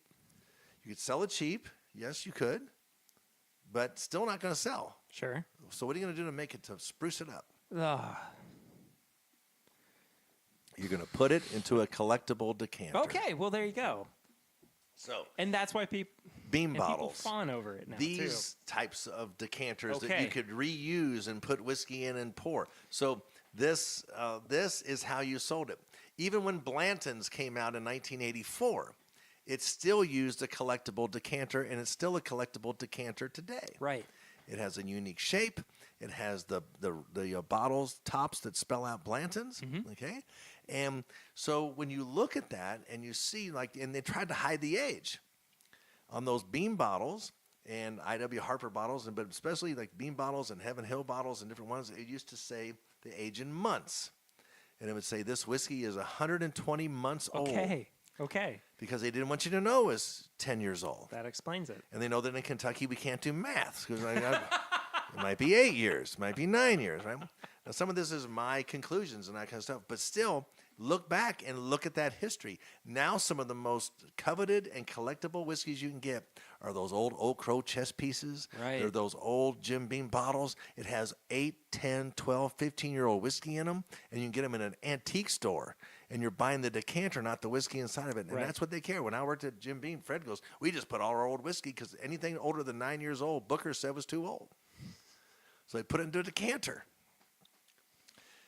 Anything that was over a certain age, you put it into a decanter and you put months on it. There you go. And people might buy it because it's shaped like a Corvette. But they're not going to buy it because it's 12-year-old whiskey. Same thing with this. This is a 1956 decanter. And it's beautiful. It is, absolutely. This old Fitzgerald decanter. And, today we know that people want older whiskeys. So we put the age on there in years and all that kind of stuff. It's a different world now. This is a very new, modern trend. Yeah. I mean, I have a bottle from 1978 of Jim Beam Black that says 101 months on it. And there you go. You go. How old's that? That's 8 years, 5 months. 8. Is it 8? Okay. I am no good with math, so thank you for that. I only know that 100 months is 8 years, 4 months because a friend of mine, he's from Indiana, because I told that story, and he saw the 100 months, and he goes, that's 8 years, 4 months, and I'm a Hoosier, and I can tell you how old that is. So that's the only reason I know it's 8 years, 5 months. All right, fair enough. Well, I got to say, that was a really interesting little comparison that we did back and forth. Isn't it? There. Since you brought it up, I figured it's not bottled in bond, but we tried this virgin bourbon. Oh, yeah. This 15-year, 101 proof. You can't get this anywhere, so don't ask about it. I mean, around it. We're not going to come out with it. This is just something I have from our international market. I'm lucky with our company. I get to go internationally some, and I snuck a bottle from our international warehouse. We don't sell this anymore over there, so this is one of the few bottles left in the world. I understand Japan, there's a pretty good amount of it over there, but it's whatever. But I wanted to share this with you. So thank you so much for bringing it. That's 15 incredible. years old, 101 proof, and let me tell you, something happens with our whiskeys around 15 years. You really don't see us coming out with many 15. We saw our William Heavenhill has a 14 and 16. But let me tell you, this is unique. This is something. I'm not going to tell you anything more than that. It's just unique. I feel like I need to let you pour this. Oh, you can't. Pour whatever you want. It's just Parker and Fred, everybody's taught me, you open a bottle, you finish it. Don't worry. If it's gone, it's a great memory. So don't ever ration your whiskeys too much. It's crazy. There'll be another cool bottle. Cool. Absolutely. So I never... Tony, you come over to my house, you can have whatever you want. People do whatever. You pour it. Hey, if you kill it, we kill it. Who cares? There's going to be more. There's more of everything, right? That's why we're at war these days. There's enough love. There's enough gas. There's enough food. There's enough everything. We can all share. Whiskey should be shared. Now, I'm guessing that Meadow Lawn Distilling Company doesn't exactly exist. Is that what it says on there? That's what it says on the front. Okay, so let me tell you a little history of Heaven Hill and the genius of what Max Shapiro and his father Ed did. Yes. So talk about Heaven Hill here. We started December 13th, 1935. We made barrel serial number 1. They built Old Heaven Hill Springs Distillery, which is being recreated at our new visitor center. That's just being revamped. In Bardstown at our Bourbon Heritage Center. It's going to actually have an exact replica. Well, it won't be exact because we won't be making whiskey in there. But from the outside, it'll be the exact replica of the old Heaven Hill Springs Distillery because we bought 200 acres of William Heaven Hill. All one word. We're now called Heaven Hill because when he sent away for the license, the distillery license, somebody in Frankfurt put a space between Heaven and Hill. And Max tells me the family was called because, they invested $17,500. I said, well, this is a lot of money. We need to have it right. They got it. They said, we change it, but it's going to be a $25 refiling fee. And they said, we're okay with this for a while. Right? Because they knew they were going to make bottle and bond whiskey. It was going to take 4 years to age. So over the 4 years, they fell in love with the name. It sounded like a place. Heaven Hill sounds like a heavenly place. So they were fine with it. So they went with it. That's that first whiskey we came out, the bourbon we came out with was that gold label, Old Heaven Hill bottle and bond, which is what Lieutenant Dan is drinking all through Forrest Gump. Well, we'll have a little bit of this here in a little bit as well, because this was another kind of surprise find that I came across. But we'll talk about that in a second. So what did you think of it? You took a little sip of that Virgin Bourbon. And Virgin Bourbon is a brand that the family acquired over the years. So I'll tell you a little bit about that history. Yeah. So I'll tell you, we started December 13th, 1935, and that's the first brand we came out with, Old Heaven Hill, and everything we made was Heaven Hill. Nothing was different than Heaven Hill. Right. Okay. We had Old Bourbon Falls, but which was a straight whiskey, was only 2 years old. But Heaven Hill became the flagship brand of the company, and was until the 1950s and 60s and 70s and 80s when other things happened. I'll catch up with that story. This is unique. This is it's not like any bourbon you've ever tasted. Absolutely not. There is almost kind of like a minty note on it too that I don't think I've ever noticed in a Heaven Hill product. I don't think before. It's a little minty. I think it's eucalyptus, spearmint, any mint. Okay, not a mint note then, a mint smack. It is a mint bomb. It's really amazing. fantastic. I mean, you might even, if I told you this was a rum, you might think it was. I think I would probably, yeah. I wouldn't be fooled by that. It's so dark. Oh, 15 years old, 101 sure. proof. Yeah, I mean, it. That's one of the things that I just love about, and it's so romantic in nature. And it goes and goes and goes. It does. And you're getting in the back of my palate on the right hand side. I'm getting this like chocolatey thing going on. But on the left side, I'm getting some like fruit though. And no, I'm totally on board with that. But man, sometimes bourbon leaves you speechless, and this is one cheers, of those. Brother. Well, Hey, man. nice to share this with you. I thought you'd appreciate it. Thank you so much. Also wanted to show you about tell you this story. So, gosh, mint bomb. So the so you have this dynamic of the Shapiro family, and they are 5 brothers who own junior department stores in different little cities like Fairfield, Kentucky, and Bardstown, Kentucky, and they don't know anything about bourbon. They joke that they didn't know a barrel from a box. It was Ed, who is Max, our current president's father, who was elected because he lived in Bardstown, which is even now considered the bourbon capital of the world. But especially back then, it really was. Even more so with I mean, it still is today. But there were more distilleries there than there are today. But still, it is by far and away always the bourbon capital of the world. So it's where he lived. So he was elected to run the distillery. So they did. Back then, everybody sold barrel futures, and that's how you sold whiskey. So you went to because this thing called distributors were new, okay? Sure. Because of Prohibition, after Prohibition they set up this 3-tiered system. So distilleries can't sell to bars and restaurants and liquor stores. You have to sell to a distributor, and then they sell to bars and restaurants and liquor stores. So we're 2 removed. Some people say, "Oh, we don't get our allocation." Hey, we don't own it now. Our distributor owns it now. So we can work with them, but it's ultimately their whiskey. It's not our whiskey anymore. And so that's the way it works. It's their whiskey. Of course, it has to be meat on the bone for everybody. It's got to work for everybody or works for nobody.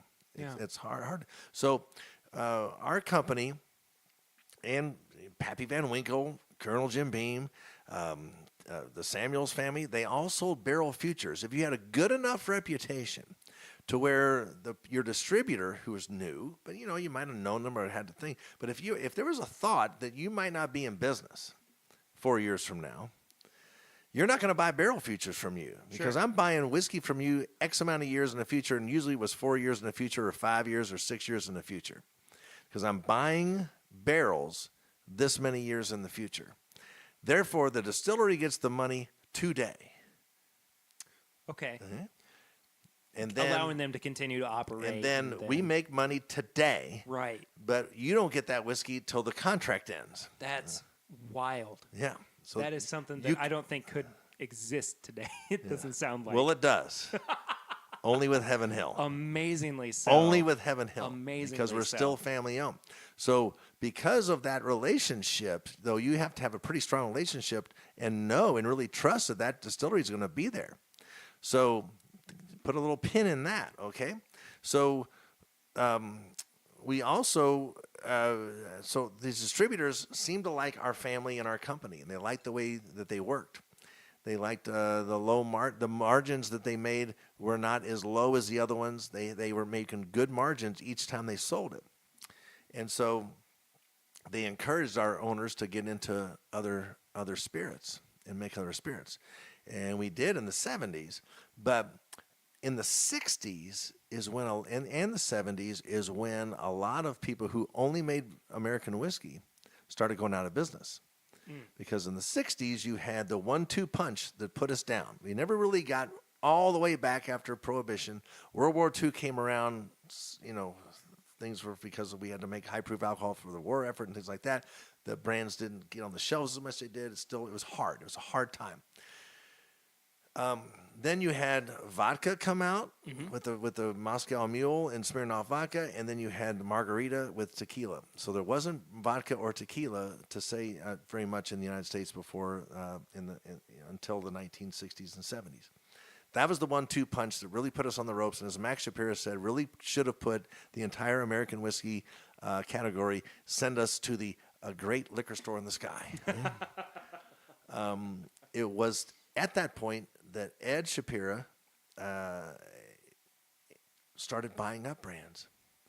So as brands went out of business, he bought them. Right. Because remember I told you, brands come with barrels. With barrels, right. With inventory. That's power, right? So when JTS Brown goes out of business and JW Dant goes out of business and Virgin Bourbon, which means every barrel's a Virgin Bourbon. It's a brand new charred barrel. So every barrel's a Virgin Bourbon. So that's where that comes from. Virgin Bourbon. Mellow Corn, the Medley distillery goes out in Owensboro goes out of business. We acquire a few labels from them. Rittenhouse Rye goes out of business. Pikesville Rye goes out of business. Right? We are the acquirers. Right. Because it's a small family business and they still had their department stores. They had always the financial wherewithal to weather the storm a little bit. Right. And they became the acquirers of brands. If you buy a brand like JTS Brown and you don't mess it up, you're going to sell, let's say it sells 25,000 cases. Sure. Okay? It was a bigger brand than that probably because that was Paul Newman's brand, that he drank in the Hustler. Let's say it's 100,000 cases. Okay. If you don't mess it up, you're going to sell 100,000 cases next year. Right. And it's a brand you really don't advertise. It has a brand following. It has a popular following. T.W. Samuels, same way. J.W. Dant. If you just don't mess them up, then you're going to make that many, and you can just put it in whatever bottle, right? Sure. So they're just generic bottles that we have. They don't have their own unique bottle that costs tens of thousands of dollars to make and design, that kind of stuff. It's just in a tall round or in a square, right? Well, yeah, and I mean, it's not like, the labels themselves have changed too much either. We never changed them because when you change the label, it costs money. Exactly. And Ed was like, let's just keep it. I mean, if you change the label, it's going to be harder to find. So all those labels, and right now people want historic labels, and boy, those are historic labels. Anyway, it's just a fascinating part of history that people don't realize. Yeah. That's why we have some redundant brands that have 4-year-old 100 proof in them because they're just regional brands.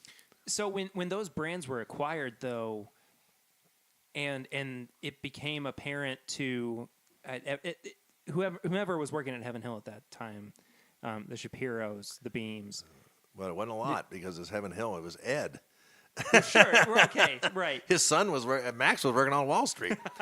Ed was pretty much the guy. The point I'm trying to make though is, were they trying these barrels that came with the brand and saying we wanted to keep the consistent. Now that would have been Parker and Earl's job. Okay.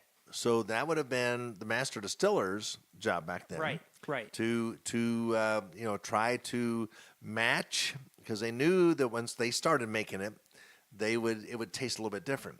That's where you start marrying some barrels together of what you make and what used to be made, and then there's a slow transition you do between a true product. You don't want it the day we're out of those people's barrels today, and it's going to be Heaven Hill's barrels tomorrow. Yeah. You want to start weaning them, so where you start mingling some of your barrels with those JTS Brown barrels from Heaven Hill barrels and put it together, so that over time, now a lot of customers, some people can have a heightened sense of flavor, and then go changed immediately. I know it's changed. You're going to have that, but they did it as they did it, and it worked. But it was a point that they made, though, to taste those old barrels and make sure that's that all what Parker. Was that's out. all Parker and all those guys. That's Jimmy.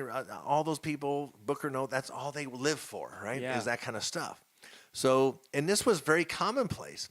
You would add age statements and take age statements off daily back then. Yeah. No, there was no Facebook, right? Right. It was only because of social media that people started paying attention. Of course, that's a good thing. It helps build brands and that kind of stuff. I joked that when if a rickhouse creoles means to fall in on itself. Okay. If a rickhouse creoles before Facebook, did it make a sound? Because in the year 2000, there was a creoling that happened at Wild Turkey. Right. But nobody knows that. But everybody knows that Barton, right, at 1792, there was a rickhouse that fell down last year. I even saw it on Adult Swim when I had a commercial. It said 9,000 barrels just fell at a distillery in Kentucky. This is on Adult Swim. That's wild. It's wild. So, but yes, and I used to talk about it. I used to say we use the plumb bobs because if you get too much weight on one side, a building will creole. They said, "What's creole?" I said, "When it falls in on itself." It says, "Has it ever happened?" I said, "There's a word for it." Okay, So, and I got to drive my point home. Not that I wanted a creoling to happen, but it's not going to be the last. It wasn't the first. Sure. And all that stuff. But these is a fascinating part of history that people don't talk about is these little regional brands. And Virgin Bourbon we sell in Japan. The older stuff, there's still a 7-year-old Virgin Bourbon for those folks who are listening in Alabama and Mississippi and North Carolina and Kansas, I believe. There's some 7-year-old 101. Little secret out there for people. And it's your all's version of the 6-year-old Bottle and Bomb. Yes, it's your all's version of the 6-year-old 90. It's your all's version of that. So, these little regional brands are gems. And just because they're on the bottom shelf doesn't mean they're not good. So, speaking of disasters that happened, whether it be a collapse or a tornado or whatever, I figure what we would do in response to that then is try something that was pre-disaster or pre-fire. Pre-fire. Pre-fire. From the Heaven Hill Distillery. Awesome. So this is a pre-fire Heaven Hill Bottled and Bond. Which probably this 15-year was. Very likely, yeah. So, now, which one is this? Is this this is just the 6-year Bottled and Bond. Oh, that's the 6-year Bottle and Bond. Yeah. Awesome. Which was my DSP KY31. Yes, sir. So there's only one number on there, There's only probably one. Because the bottling plant was there too. There's only one number. So on here you go. We're learning. I got to this- finish this 15 years. So hold on. We Here. put okay. Put it off to the side, or go ahead and try it, or go for the Glencairn. Sure. We're good. 6-year. The time that bottle was probably what $6. When it was originally bought, yeah. I don't want to tell you what I had actually purchased it for, but this. Well, thank you for sharing. This was something that always kind of escaped me, whether it be because there was the legendary taste profile, or just the fact that it carried the clout of being pre-fire. This was just something that always eluded me. And when I finally got it, I went, "Oh, I'm going to save this for something special." And so I sat about where I am now when we moved into our house. The very first night when we fully moved in. This was my celebratory pour. Oh, that's awesome. Fresh crack. on it. So this has really only been open for a couple of months. Oh, so we should still give it a little opening time then. You know, we use a different smell. We use that phrase, dusty funk. Mm-hmm. Yeah, that's a thing. Now let's keep in mind, they're Vendome stills. Mm-hmm. Okay, was before, right? Is now. Mm-hmm.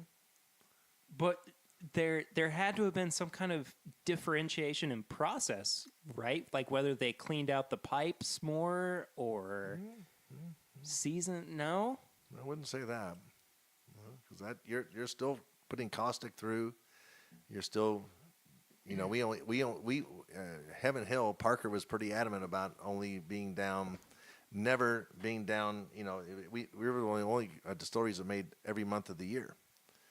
right? A lot of people close down for 2 months, usually in the summertime, because that's when the lakes went, the lake water was too warm, and you couldn't. There was a lot of things happening. You didn't make a whole lot of whiskey in the summertime because of the temperatures, and also the lake and the stream, the rises and falls. It's just less water. So usually, but we were one of the few that made they advertised that back in the day. Only distillery that produces 12 months of the year. You got to have a pretty reliable water source to do that and that kind of stuff. And a pretty reliable system. But with Parker, too. so I asked this question too. I'm being kind of a jerk, so I asked Parker this too, and he said, "Let's not forget, Bernie, corn was different back then." Sure. And he goes, "It's all about the corn." Interesting. So he says that he said and told me that he thought that modern corn's different than corn from 1970s. Okay? That is such an interesting point. So let's not forget that. Okay. You also have and I don't know when we changed. Most people changed when the computers came around. So when computers came around, and that, let's not also forget that we were distilling to 107. So now we distill to 138. Mm-hmm. So then we were distilling to 107. That's a big difference. Yeah. Of course, people say, "Why don't you just do that now?" I love when people just blurt stuff out and for no reason other than you just said something, and they just knee-jerk and say, "Why don't you just do that now? Make everything 107 like it used to be, because that's going to be rare." Well, people seem to go nuts over that 144, 146, Elijah Craig barrel proof. And they like that. They like the George Stagg. They like all that kind of stuff. They like the you would have none of that if you distilled to 107 and entered in the barrel at 107. It would never get that high. Right. So let's not forget that. Okay. So, but this was different back then. You used to come off the still at 107, go in the barrel at 107, sometimes a little bit lower. Sure. That's where your 101, 103, and 107s are barrel proofs of the early days. Right.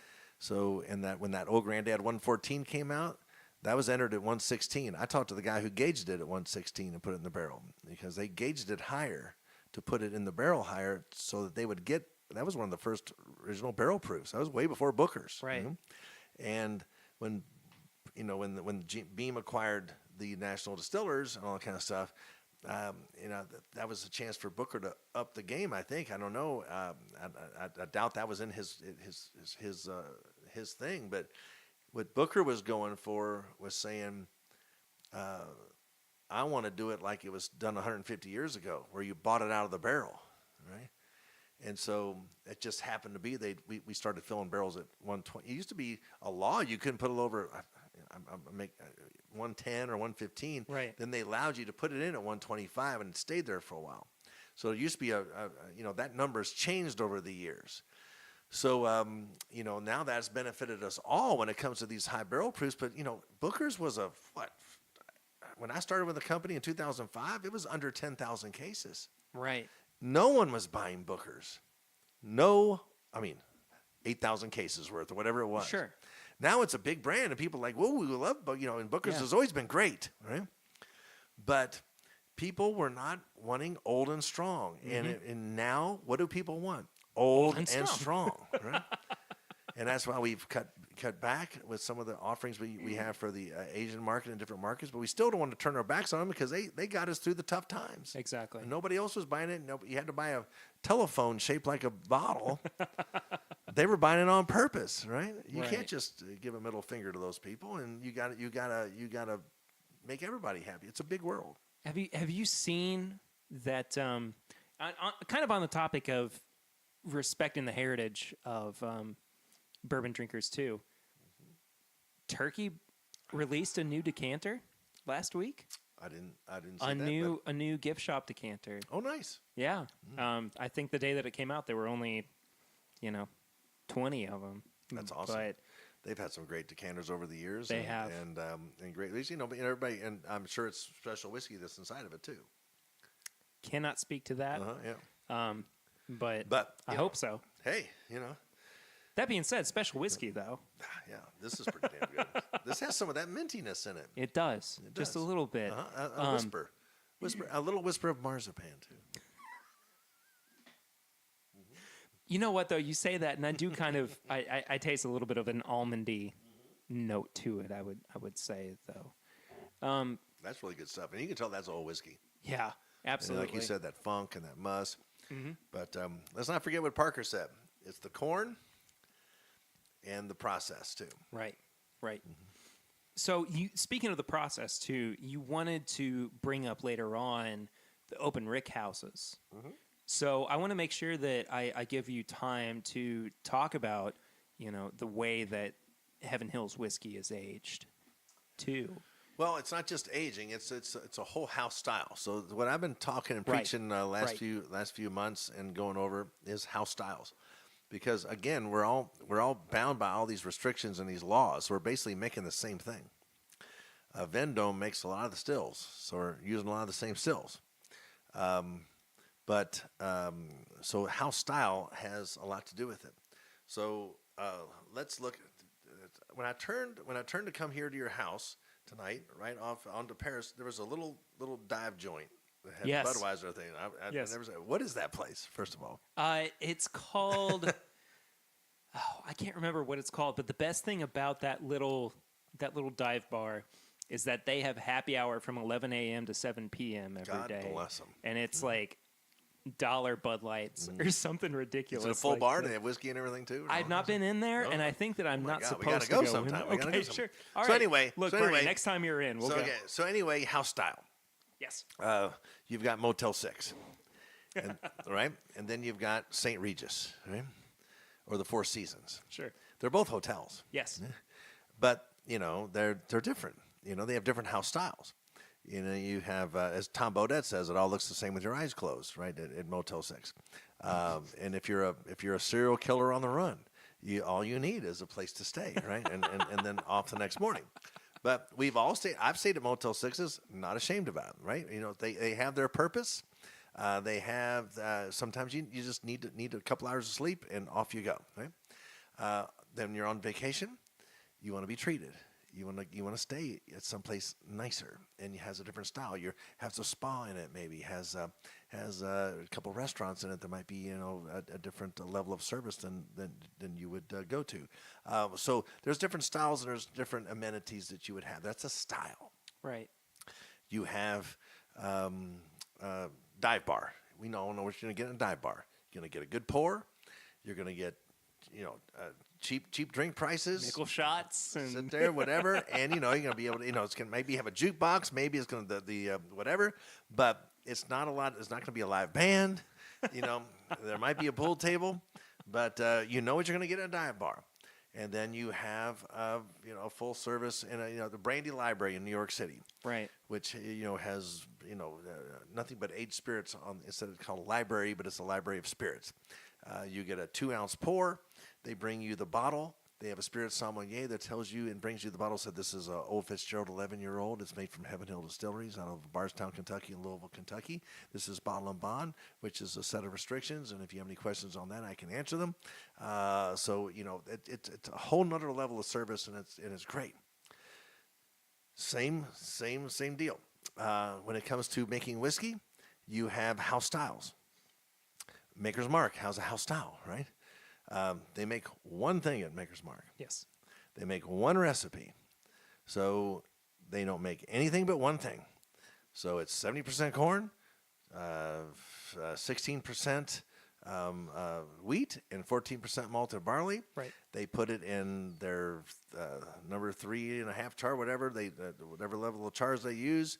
They put them in their open rick warehouses.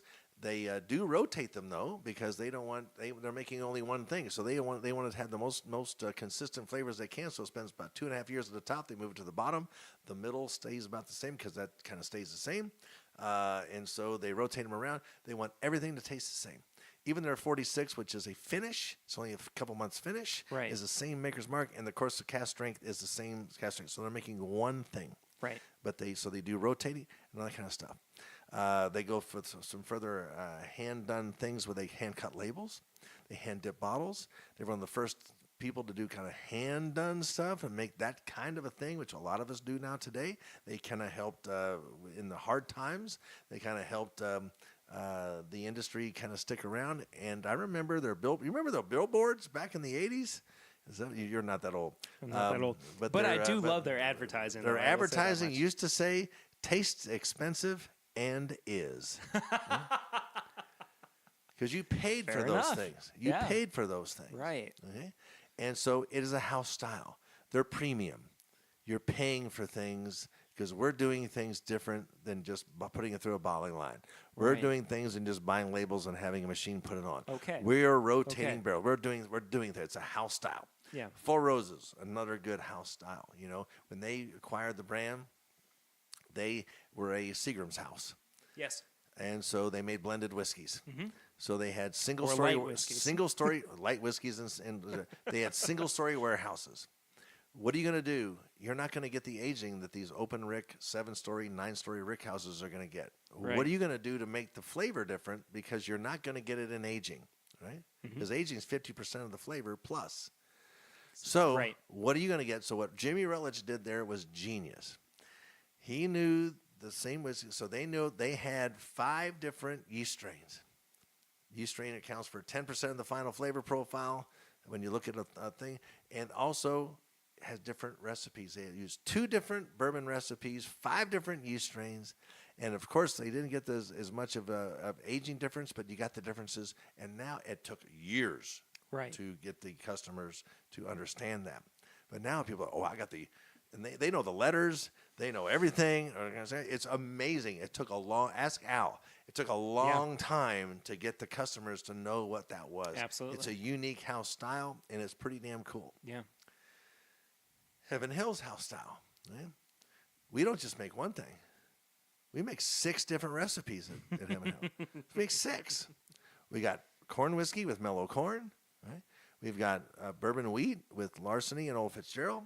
We've got the bourbon rye with our mainline bourbons, which is Old Fitzgerald and Evan Williams and Elijah Craig and Henry McKenna and Fighting Cock and all that stuff. Then we have rye whiskey, which is Rittenhouse Rye and Pikesville Rye. We have Bernheim wheat, which is a wheat whiskey, not a bourbon wheat, but a wheat whiskey. Right. And then we have a malt whiskey, which we had with Parker's a few years ago. And we have a few other experimental things going on, but we have 6 recipes. So that makes us different. We have a different house style for that. Then we use open rick warehouses, and we use different parts of the warehouses to age it in and do that stuff in. And then we have a variety of warehouses to pull all of these whiskeys from to make it different. We then do something that's really cool, as other people do things that are really cool. Because we're a family owned, we don't have to bring it out as fast as our competitors do. So we keep it in the barrel just a little bit longer than our main competitors. And then we put it in the bottle just a little bit stronger. So most everybody else's starts at 80 proof, and most of our whiskeys start at 86 and then quickly go to 90 and above. Most people have 4-year-old whiskeys as their first offerings. Our Evan Williams Black Label Extra Age starts at 5, and we go up from there. So longer, stronger. And then because we don't spend the money on the advertising, we charge a little bit less than most people. And there's nothing wrong with that either. Well, it shoots us in the foot a lot because a lot of people say, "How good can it be for $12 a bottle?" Or how good can it be? And it can be damn good. Really daggone good. So we'll live with that part because I'm here to tell you that 6-year-old 90 proof or that Evan Williams 5-year-old 86 proof can be pretty damn good. But that's our house style. Sometimes our bottles are exactly the same. Sure. But that's how we keep it low price. Yeah. But some of our bottles, and we've really learned over the past few years, when you really got to make it premium, that old Fitzgerald, we've done it. And in that John E. Fitzgerald package, that was an expensive bottle. That was an expensive package with that box around it and that kind of stuff. I think our owners and our brand team and our folks need a little bit of credit. We've stepped it up when we need to step it up. So I brought something out that you guys actually don't produce. And it's a 4-grain bourbon.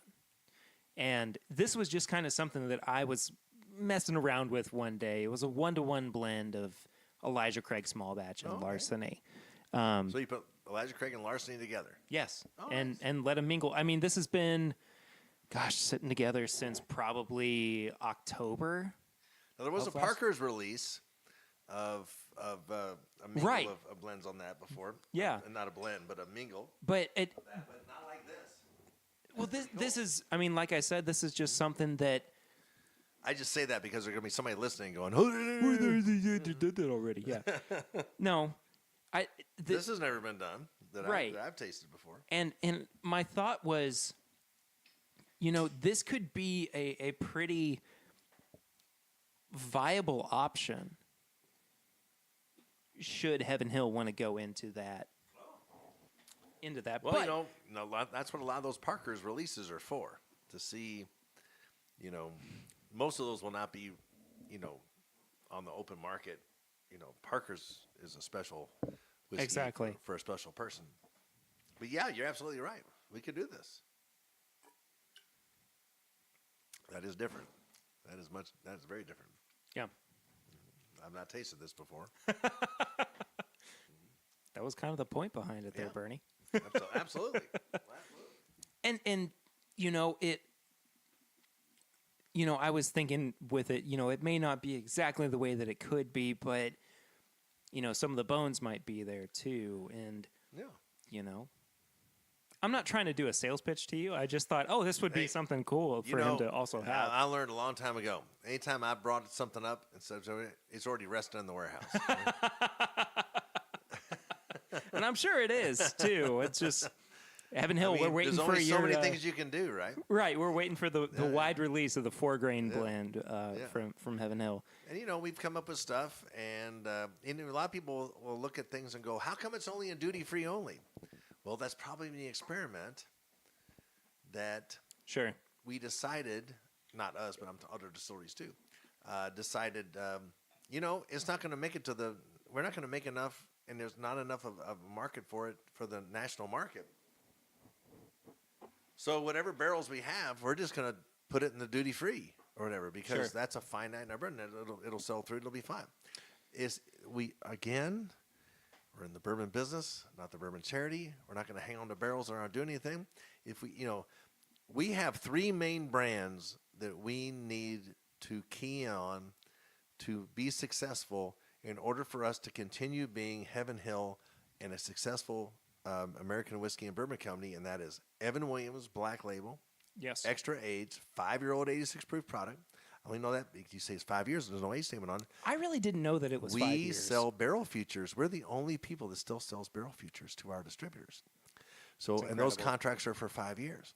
I'm telling something out of school here, which I maybe shouldn't tell, but that's okay. So throughout the country, every one of our distributors buys thousands and thousands of barrels 5 years in the future for Evan Williams. And that's why it's 86 proof and 5 years old. And I know it's 5 years old because those contracts are for 5 years. So Evan Williams, and that's why it's $12 $7.50. That's why it's the number 2 selling bourbon in the world without being in like 8% of bars and restaurants in the world, because it's only in liquor stores, for the most part. And there's a reason that it outsells Bullet and Wild Turkey and Maker's Mark and all those others, is because it's a damn good bourbon at a damn good price. Yeah. And our goal is not to be the number 2 selling bourbon in the world. If one of those other brands takes us over because they got the pressure and they might pass us, that's fine. It's okay. But how did we become the number 2 selling bourbon? It's because of barrel features and it's damn good whiskey at a damn good price. So, and then it's Elijah Craig and Larceny. So Evan Williams, Elijah Craig, and Larceny are our 3 main brands that we must sell, that we've decided I mean, the consumer also decided, because Elijah Craig was 12,000 cases in 2012. It's now 200,000 cases. Yep. We didn't decide that. The consumer decided that. Right.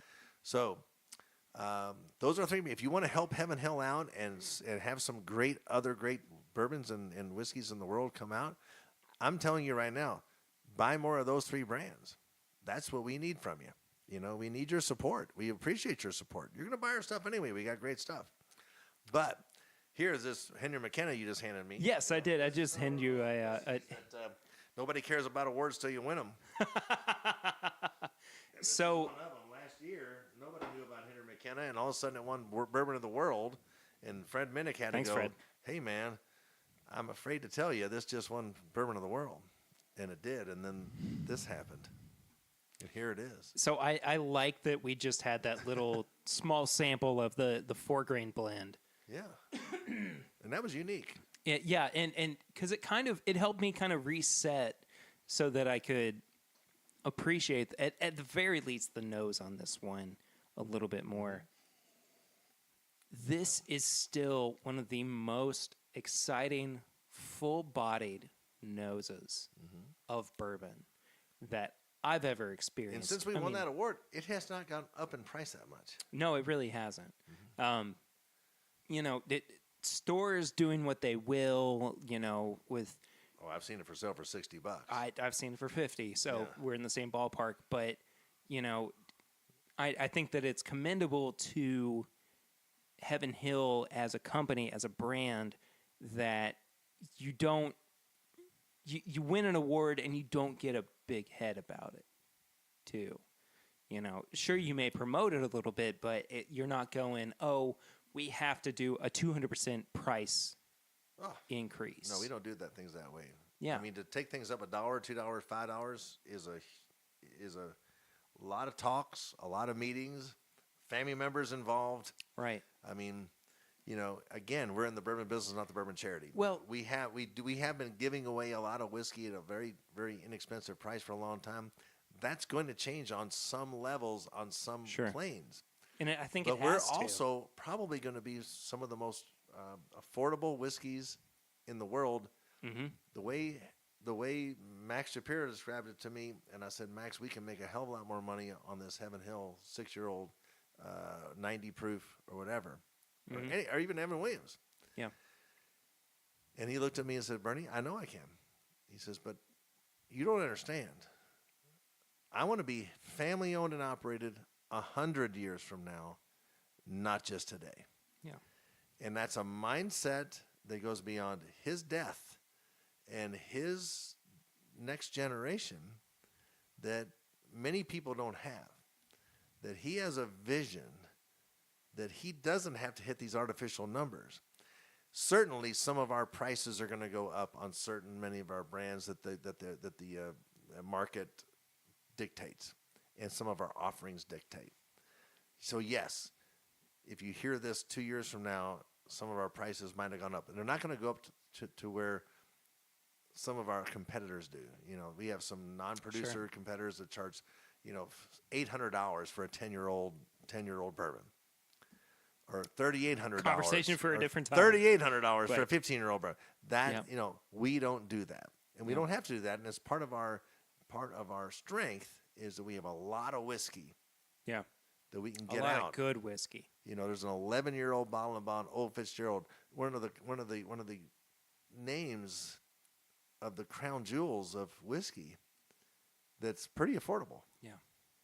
And I mean, even at the 80 proof for Old Fitz, it's still a very good product. I mean, you know, the prime. You know, people have this notion that, lower proof is not as good because it, maybe too watered down or whatever. But I still think that, and really do believe that there are some really good quality lower proof whiskeys out there. Jim Beam White Label has held up so well for me. #1 selling bourbon in the world. And for good reason, too. We're not going to catch them with Evan Williams. And thank God that's not our goal, right? Because we're 2 million cases. There's 6 or 7 million cases. But putting them up side by side, it doesn't matter, though. It doesn't That's matter. fine. That's great it's whiskey. Good whiskey. We have great whiskey. Yes. I mean, yes. I will. Here's a good blind tasting. I will challenge your consumers. Don't you do yours? You can't do a blind tasting by yourself because you know what they are. But with your friends, put some Evan Williams extra aged black label, just our #2 selling bourbon in the world, just the regular Evan Williams. Put it up against a Woodford Reserve. Sure. Put it up against a Buffalo Trace. It doesn't matter. Those are all great whiskeys too. Yes. And it doesn't mean we're better than them or they're better than us because you're going to sometimes say they're better than I picked this one, but it's going to show how we stand up. Exactly. And that's all you want to really do with a blind tasting. No one is better than anyone. I mean, every master distillers might say mine's a little bit better because they have a little bit more of a pride thing going on there. Okay, but there's also respect. I don't think there's a lot of bad whiskey out there. I haven't tasted many. I have not tasted many bad whiskeys. I've tasted some young whiskeys. I've tasted some whiskeys that have been brought out on the market way before they could, but that's a bourbon business, bourbon charity thing. Yeah. They got their houses mortgaged. They got things going on. But there's not a lot of bad whiskey out there. But just because a whiskey is $12 or $13 a bottle, there's a brand we make called Evan Williams 1783. That's a sleeper. $18 a bottle. And trust me, we don't know what to do with it. It's just there. It's money. It's income. And we don't know what to do with this brand. And it's a phenomenal brand. And if you don't pick a bottle of that next time you go to a store, kick yourself because it's phenomenal. That might be my next purchase. I'm going to be really honest with you. So one of the reasons that I even know it exists is my friend Sarah from It's Bourbon Night, who preaches the gospel of Evan Williams 1783. It's It's one of my house bourbons. Yeah, absolutely. And there is, we use this phrase, and I think that it sounds a little negative, but there is nothing wrong with it. There's nothing wrong with it. I mean, I'm telling you, we have another brand that is 5 times whiskey of the world, which is still under $30 a bottle, which was when you went to Parker Beam's house, that's what you got. And people have forgotten about it. And again, full disclosure, as a company, we don't know what to do with it. Sure. Evan Williams Single Barrel. Phenomenal. That is a great unbelievable whiskey. It really is fantastic. Because we have a lot of whiskeys and we have a lot of things going on and we have to make money. Yeah. We have pressure. We are building a $5.5 million warehouse every 6 months. We have put $100 million in our infrastructure of our distillery. We have a lot of things going on. We're distracted a little bit. Sure. And those are 2 whiskeys we're distracted by, and you all can benefit from that if you go out and buy this stuff. I'm being honest with you. No, I totally agree with you and know what you're saying because, we as consumers, and I think I'm even, I'm privy to the knowledge of, what is good bourbon for the price, what is, value bourbon for the price and everything, but I still will get caught up in, well, it's $30, it's $40. The bottle looks pretty. The bottle looks really nice. The label is gorgeous. I get caught up in that. Sure. And I go, well, I've got to have a bottle of that. Sure. But there we talk about this from time to time. There is such a level of bottom shelf shaming or bottom shelf negativity that, and not that Evan Williams 1783 or the Black Label is bottom shelf by any means. I've seen it down there. Well, sure, but people associate it with, oh, I would rather have this over that. So let me say this about that. Go ahead. Yeah. So people always want to grab Gold Dust. Mm-hmm. It's up on the top shelf. It's expensive. It's not there very long. They're unicorns, right? Because you hear about them, but you never see Quote them. unquote. So you grab Gold Dust. You know what? You should always grab Gold Dust. But you step on bricks of gold to grab the Gold Dust on the top shelf. Yep. And you should always grab Gold Dust. But don't forget to pick the brick up. Because everybody just leaves the brick. But you should pick the brick up. Because there's these phenomenal brands down there. There's the 1783s. There's the Heaven Hill 6-year 90. Yep. Right? There's all these brands down there that you need to put the bag of Gold Dust in your cart, but pick the gold brick up. And then everybody needs an everyday go-to. Everybody needs something. Exactly. Because those Gold Dusts are there and they're gone. And that bottle's gone. And what are you going to serve to your guests to come in every day? Hey, the gold brick, because it's pretty damn good too. I mean that's why there's my little sermon. Well, I mean that's why I'm more willing to go and buy a handle of T.W. Samuels or JTS, which is Brown. only available in a few markets. So when you have people come in for Keeneland or Derby or whatever, or you just go, I never heard of T.W. Samuels. You can say, hey. This is a pretty cool brand that's only available in a couple markets. This is more rare than a lot of, Gold Dust. Well, what's fun about that for me too is not just that I can say you probably wouldn't have that, but also the carried heritage that goes with it too. I mean, it just by name has this relationship to one of the biggest selling brands in the world, Maker's Mark. Mm-hmm. So for people to go, oh, this is similar to or related to what Maker's Mark was, or was conceived as, there are so few people who can appreciate that or recognize that. Yeah.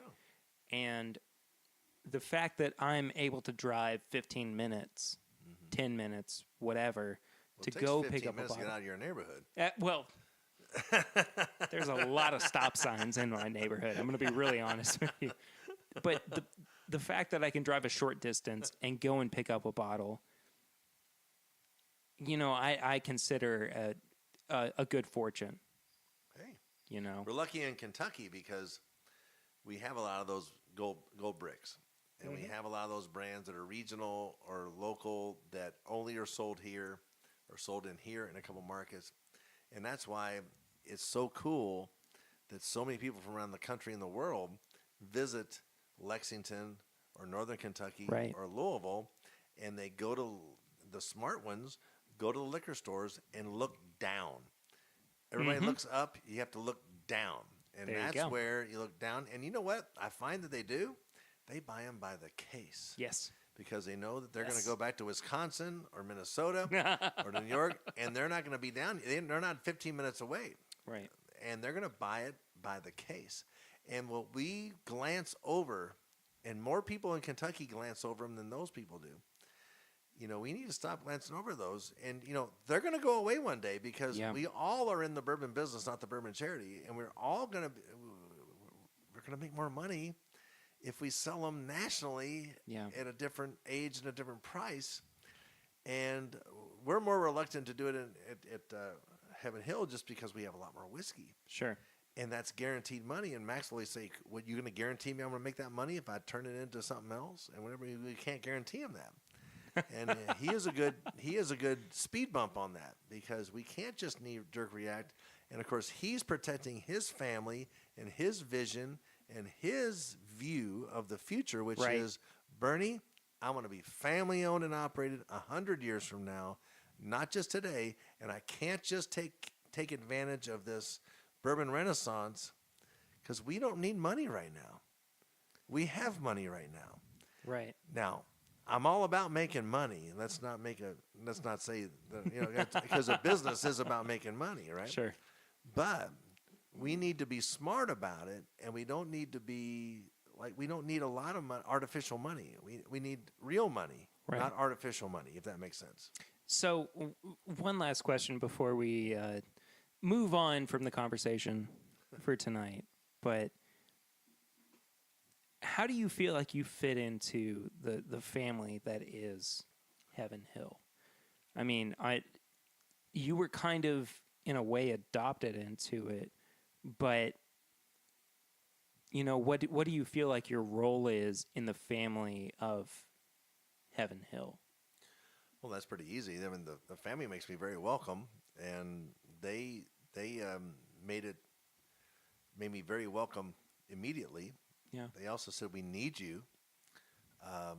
There was a very capable person who had this job before myself at Heaven Hill. He moved into a different position, who's still here at the company, and has his dream job of what he's doing. But because the travel demands were more than he could put for his young family, he had to change his role. And when I came in, I was blown away by the welcome and the reception I got. But when you work at Heaven Hill, I worked at only one other company, and it was a phenomenal company. Jim Beam is a phenomenal company. It's great. They make incredible whiskeys. Yes. It's a multinational corporation, which is now even more international, but because of where they're based out of in Japan and all that kind of stuff. And people say, hey, you should look at that as there's a lot of companies from or whatever. But anyway,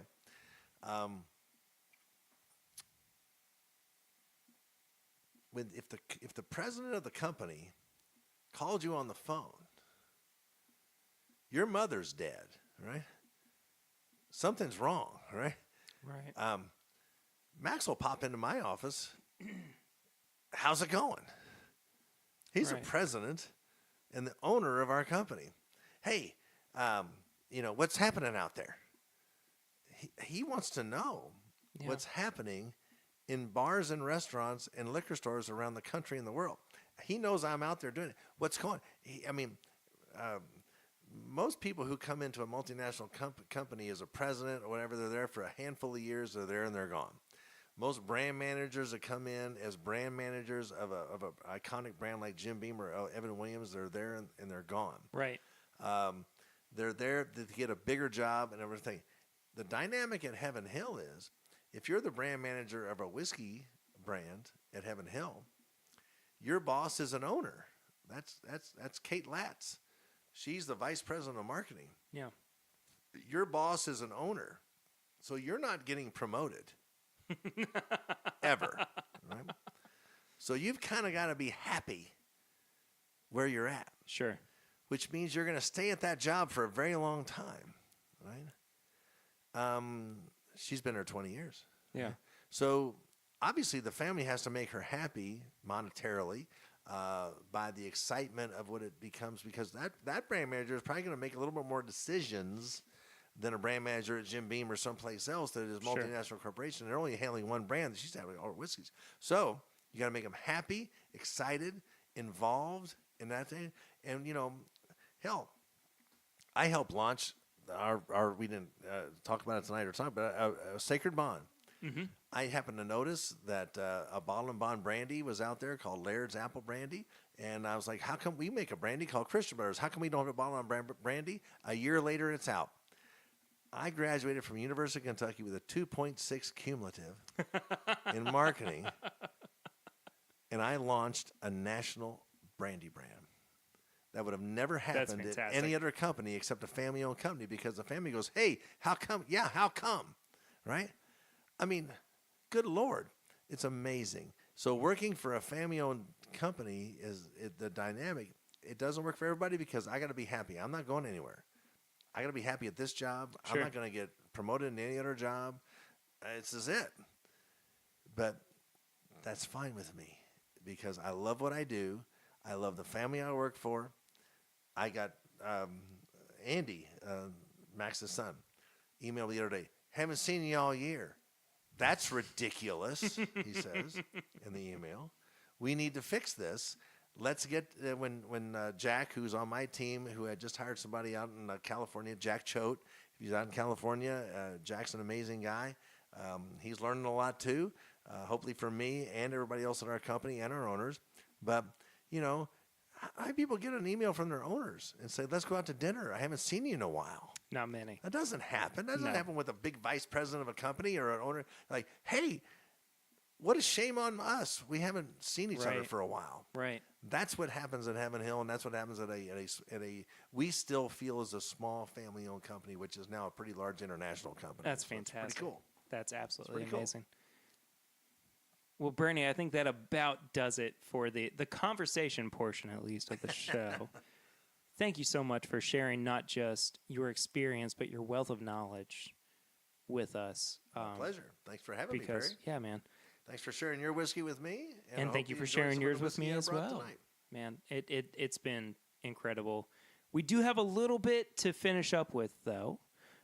We typically do, at least when we're in the Bourbon studio, a segment where we try to recommend people some things that they should check out, which is called Tips and Bits. Okay. So what kind of recommendations, what tips and bits do you have for the listeners of This Is My Bourbon podcast this week? Well, tips and bits would be the gold bricks. Okay? So find out, this broadcasts everywhere, all over the country, right? Yes. It's all over the world. It's all over the world. So, yes, it's World Wide Web. When you come to Kentucky, find out what's only available in this area or this region or this state. Not just our company, but several of our distilleries, we only have brands that only here.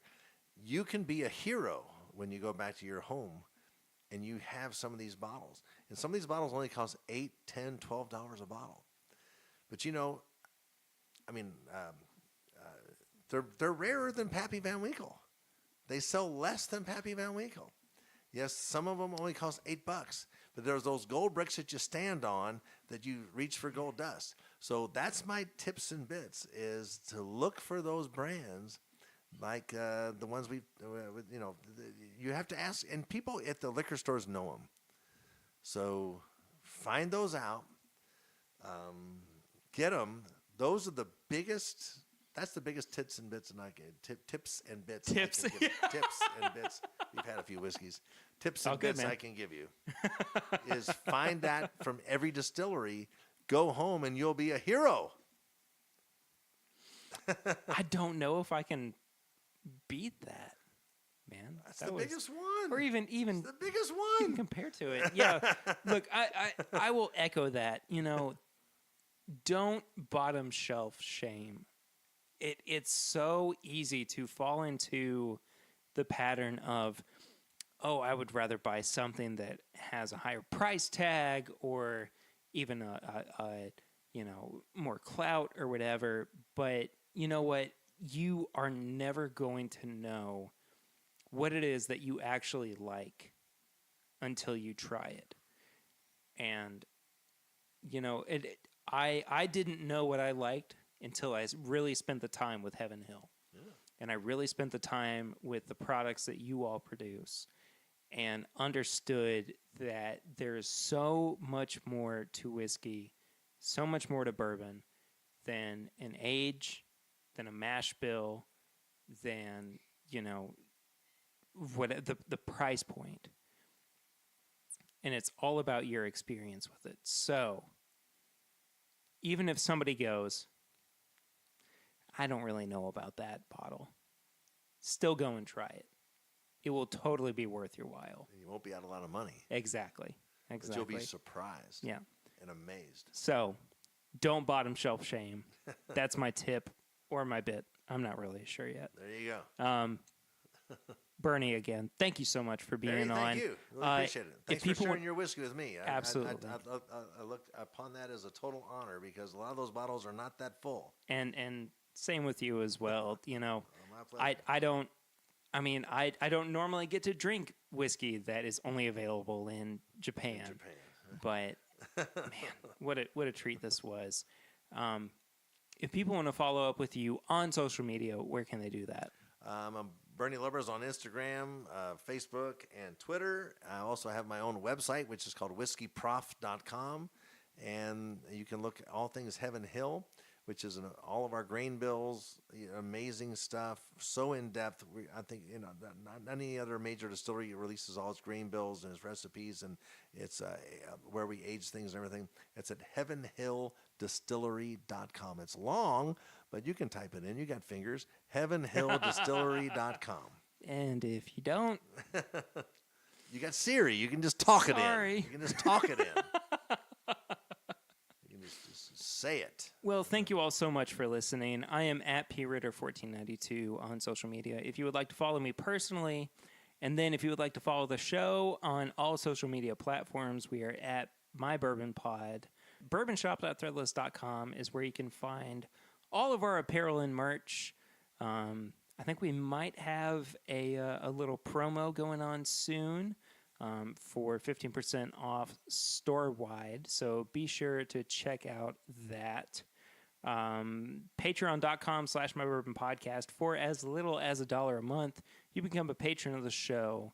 That really does help us keep going, keeps the lights on in the old Bourbon studio here that Bernie's hanging out with me in. There's 2 lights in here, so... Yes. Well, hopefully more soon, but... But I do like that there's a guitar in the corner. Well, thank you. There's more in the closet behind you as well, too. I'll show you those in a second.